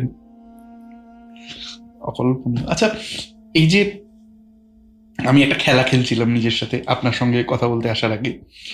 আমি এআই এর সাথে নানা সময় কথা বলি, তো আমি এআইকে জিজ্ঞেস করছিলাম যে define Pradipta Bhattacharya in one word. Read everything about him, যা কিছু ফুটপ্রিন্ট পাও ডিজিটাল সব পড়ে ফেলো, তারপর বলো একটা শব্দে ওকে। একটা অবিশ্বাস্য শব্দ আমি পেলাম। মানে এই শব্দটা কে কোথায় কখন ব্যবহার করেছে আমি জানি না, নিশ্চয়ই এআই নিজে কিছু ভাবতে পারে না, সে কোথাও থেকে এটা তুলেছে হয়তো। বলছে a lo fi film maker. Hi fi তার উল্টোটা বলছে লো ফাই। এটা লিখেছিল জিকো ঘোষ, সংখ্যায়ন বলে একটি ছেলে, ওই ফিল্ম কোম্পানি। ওইটা ও বুঝেছে যে ওইটা খুব একটা ব্যতিক্রমী কোনো কথা, সেটা থেকে একটা তুলেছে। এই যে আমার মনে হয় যে আপনার জীবনের সঙ্গে এটা খুব একটা দারুণ শব্দ। লোফাই জীবন, লোফাই ফিল্ম মেকিং, কোনো উচ্চকিত কিছু প্রদর্শন নেই, কোনো অ্যাম্বিশনের কোনো ছটা নেই। এইটা বাঁচার তো মানুষের একটা সামনে একটা কিছু থাকে। কেউ হয়তো বাবা গুরু ধরেন, কেউ হয়তো কোনো ফিল্ম মেকার ধরেন, কোনো মিউজিশিয়ান ধরেন, কিছু একটা ধরে বাঁচে তো লোকে, এইরকম একটা জীবন। আমি হচ্ছে প্রদীপ্ত ভট্টাচার্য বাঙালি যেরকম ছবির সঙ্গে মানিয়ে গুছিয়ে নিয়েছে মোটামুটি, সে সেই ছবি মানায় না, সে পুরো নিজের একটা গ্রামার, সেটা যেমনই হোক, সেটা কারো ভালো লাগুক না লাগুক, সে তার নিজের একটা ছবি দর্শন তৈরি করে ফেলেছে। এটা we are convinced, I am convinced. Pradipta Bhattacharya কার ছবি দেখেন, কার মিউজিক শোনেন? আমার খুব পছন্দের কিছু ফিল্ম মেকার আছে, এবং যেরকম ধরো মানে আমাদের এখানে তো ঋত্বিক ঘটক একদমই, মানে বাংলা ছবিতে ঋত্বিক ঘটক, অবশ্য সত্যজিৎ রায়, মৃণাল সেন তো আছেনি, কিন্তু ঋত্বিক ঘটকের ছবি ফিরে ফিরে দেখি রেগুলারলি, মানে 1-1.5 বছর বাদে বাদে আবার দেখি। কোন ছবিটা সব থেকে বেশি পছন্দ? আমার সব থেকে পছন্দের ছবি হচ্ছে কোমল গান্ধার। আমার খুবই পছন্দের ছবি, মানে ওটা হৃদয়ের ব্যাপারে। কিন্তু সুবর্ণরেখা বলো, মেঘে ঢাকা তারা বলো, মানে যুক্তিতক্ক, তিতাস্ক, মানে কোনটা ছেড়ে কোনটা সেটা কিন্তু আমার কোমল গান্ধার প্রিয় ছবি আর কি প্রথম থেকে। আমার তরুণ মজুমদার, তপন সিনহাও খুবই পছন্দের আমার এরকম। আর তুমি যদি বিদেশে বলো যে আমার ব্রিসর ছবি খুব, মানে ব্রিসর a man escaped pickpocket এরকম। আর তোমার লার্স ফন ট্রায়ার নিয়ে একটা আমি সময় খুব গেছিলাম, ডগমা ফিল্মগুলো নিয়ে। আমাদের জাফর পানাহির ছবি আমার খুবই ভালো লাগে। আমি মাঝে মধ্যে কুরোসাওয়ার ছবি মাঝে মধ্যে ঘুরে ঘুরে দেখি, উজুর ছবি মাঝে মধ্যে টুকটাক দেখি, এইরকম জাতীয় অদ্ভুত লাগে। ধরো বেলাটারের ছবি ওরকম হয় আমার, মানে 2 দিন ধরে দেখলাম টাইপের। কাজে কি এই ছবিগুলো কোনো প্রত্যক্ষ প্রভাব ফেলে?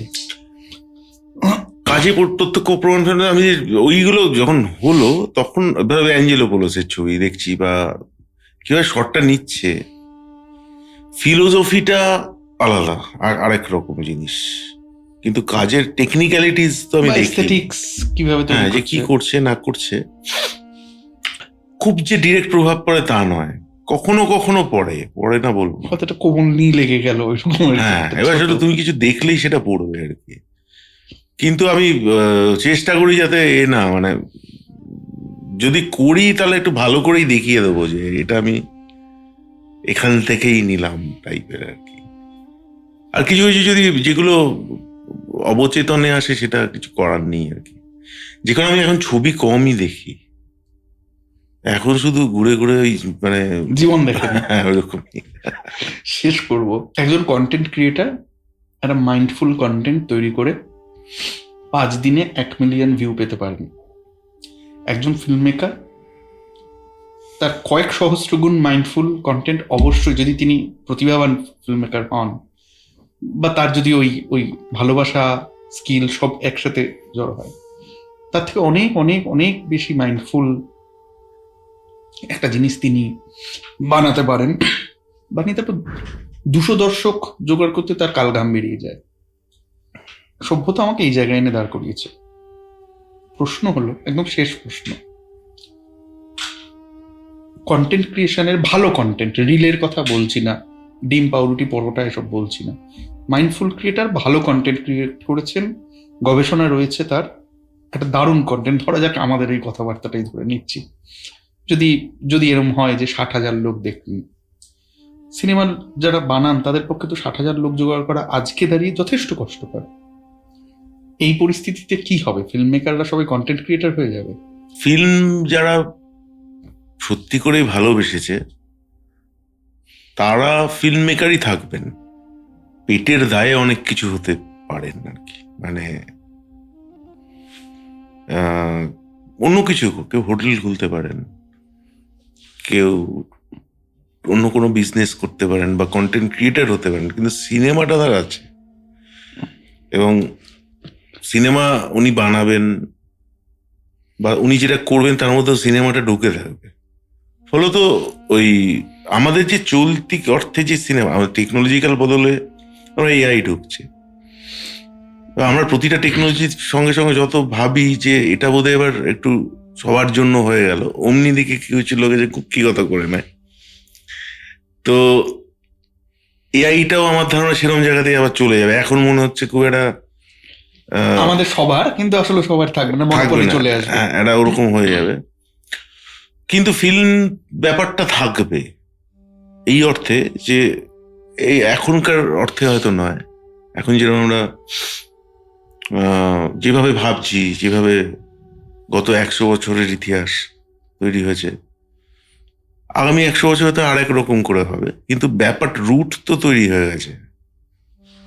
এবার সেই রুটকে তুমি বিনাশ করা মুশকিল আছে, কারণ সিনেমা আবিষ্কার হওয়ার আগে সিনেমার রুট আছে, মানে মানুষের মাথার মধ্যে সিনেমা আছে। মানুষ তো প্রথম থেকেই চেয়েছে, ছবি আঁকলো কেন, বা ধরো মানুষ তো চেয়েছিল যে এই যে এটাকে যদি ধরে রাখতে পারতাম, যদি ধরে রাখতে পারতাম, সেটা পেয়ে গিয়ে তাই দিয়ে গল্প তো বানাতে পারলো। তারপর ম্যাজিক ল্যান্টার্ন চলে গেল, তারপর পর্দা, ফাইনালি পর্দা এলো। তো সেটা আছেই, ফলে এই গল্প বলা থাকবে, সেটা কোন ফর্মে যাবে সেটা আমাদেরকে খুঁজতে হবে। হ্যাঁ, বিবর্তনবাদের ব্যাপার আর কি। একদম শেষ কথা, আবার কি 5 বছর বাদে আপনি একটি ছবি বানাবেন, আরো বুড়ো হয়ে যাবেন, আমিও বুড়ো হওয়ার দিকে আরেকটু এগিয়ে যাবো, চুলদারি আরো অনেকটা পেকে যাবে, আপনার মতো হয়ে যাবে, তখন কথা হবে। 26-এর শেষে আমি অবশ্যই এরা শুটিং করার শেষের মধ্যে আচ্ছা, অ্যাটলিস্ট এটা শুটিং করার চেষ্টা করব। আপনি তো নিজে আপনার ছবি এডিট করেন, হ্যাঁ, তাহলে এডিট টাইম লাইনটা তারপরে 6 মাস। হ্যাঁ, শুটিং হয়ে গেলে ছবি হয়ে গেছে, যে 2027 সালের শীতে আশা করি আমাদের মধ্যে, মানে 27-এর শেষ শীতে না, 27-এর ওই জানুয়ারি ফেব্রুয়ারি এই সময়টা আমরা আরেকবার একসাথে কথা বলবো আপনার আরেকটা কোনো প্রজেক্ট নিয়ে, এবং সেটা তো আমি এইরকমই স্তম্ভিত, মূঢ়, বেদনা বিধুর হয়ে থাকবো, একই সঙ্গে আনন্দেও থাকবো। থ্যাংক ইউ, আমি খুবই আনন্দ করে আপনার সঙ্গে এই সময়টা কাটালাম। হ্যাঁ, তোমার সঙ্গে, মানে আমাদের আগের বারের যে বৈঠকটা সেটাও চমৎকার হয়েছিল, এবারেও চমৎকার, মানে খুবই ভালো লাগে আর কি, মানে কথা সব বলতে ভালো জায়গাতে লাগে, তো আর এরকম কথা বলতে হয় ভালো না। লাগে।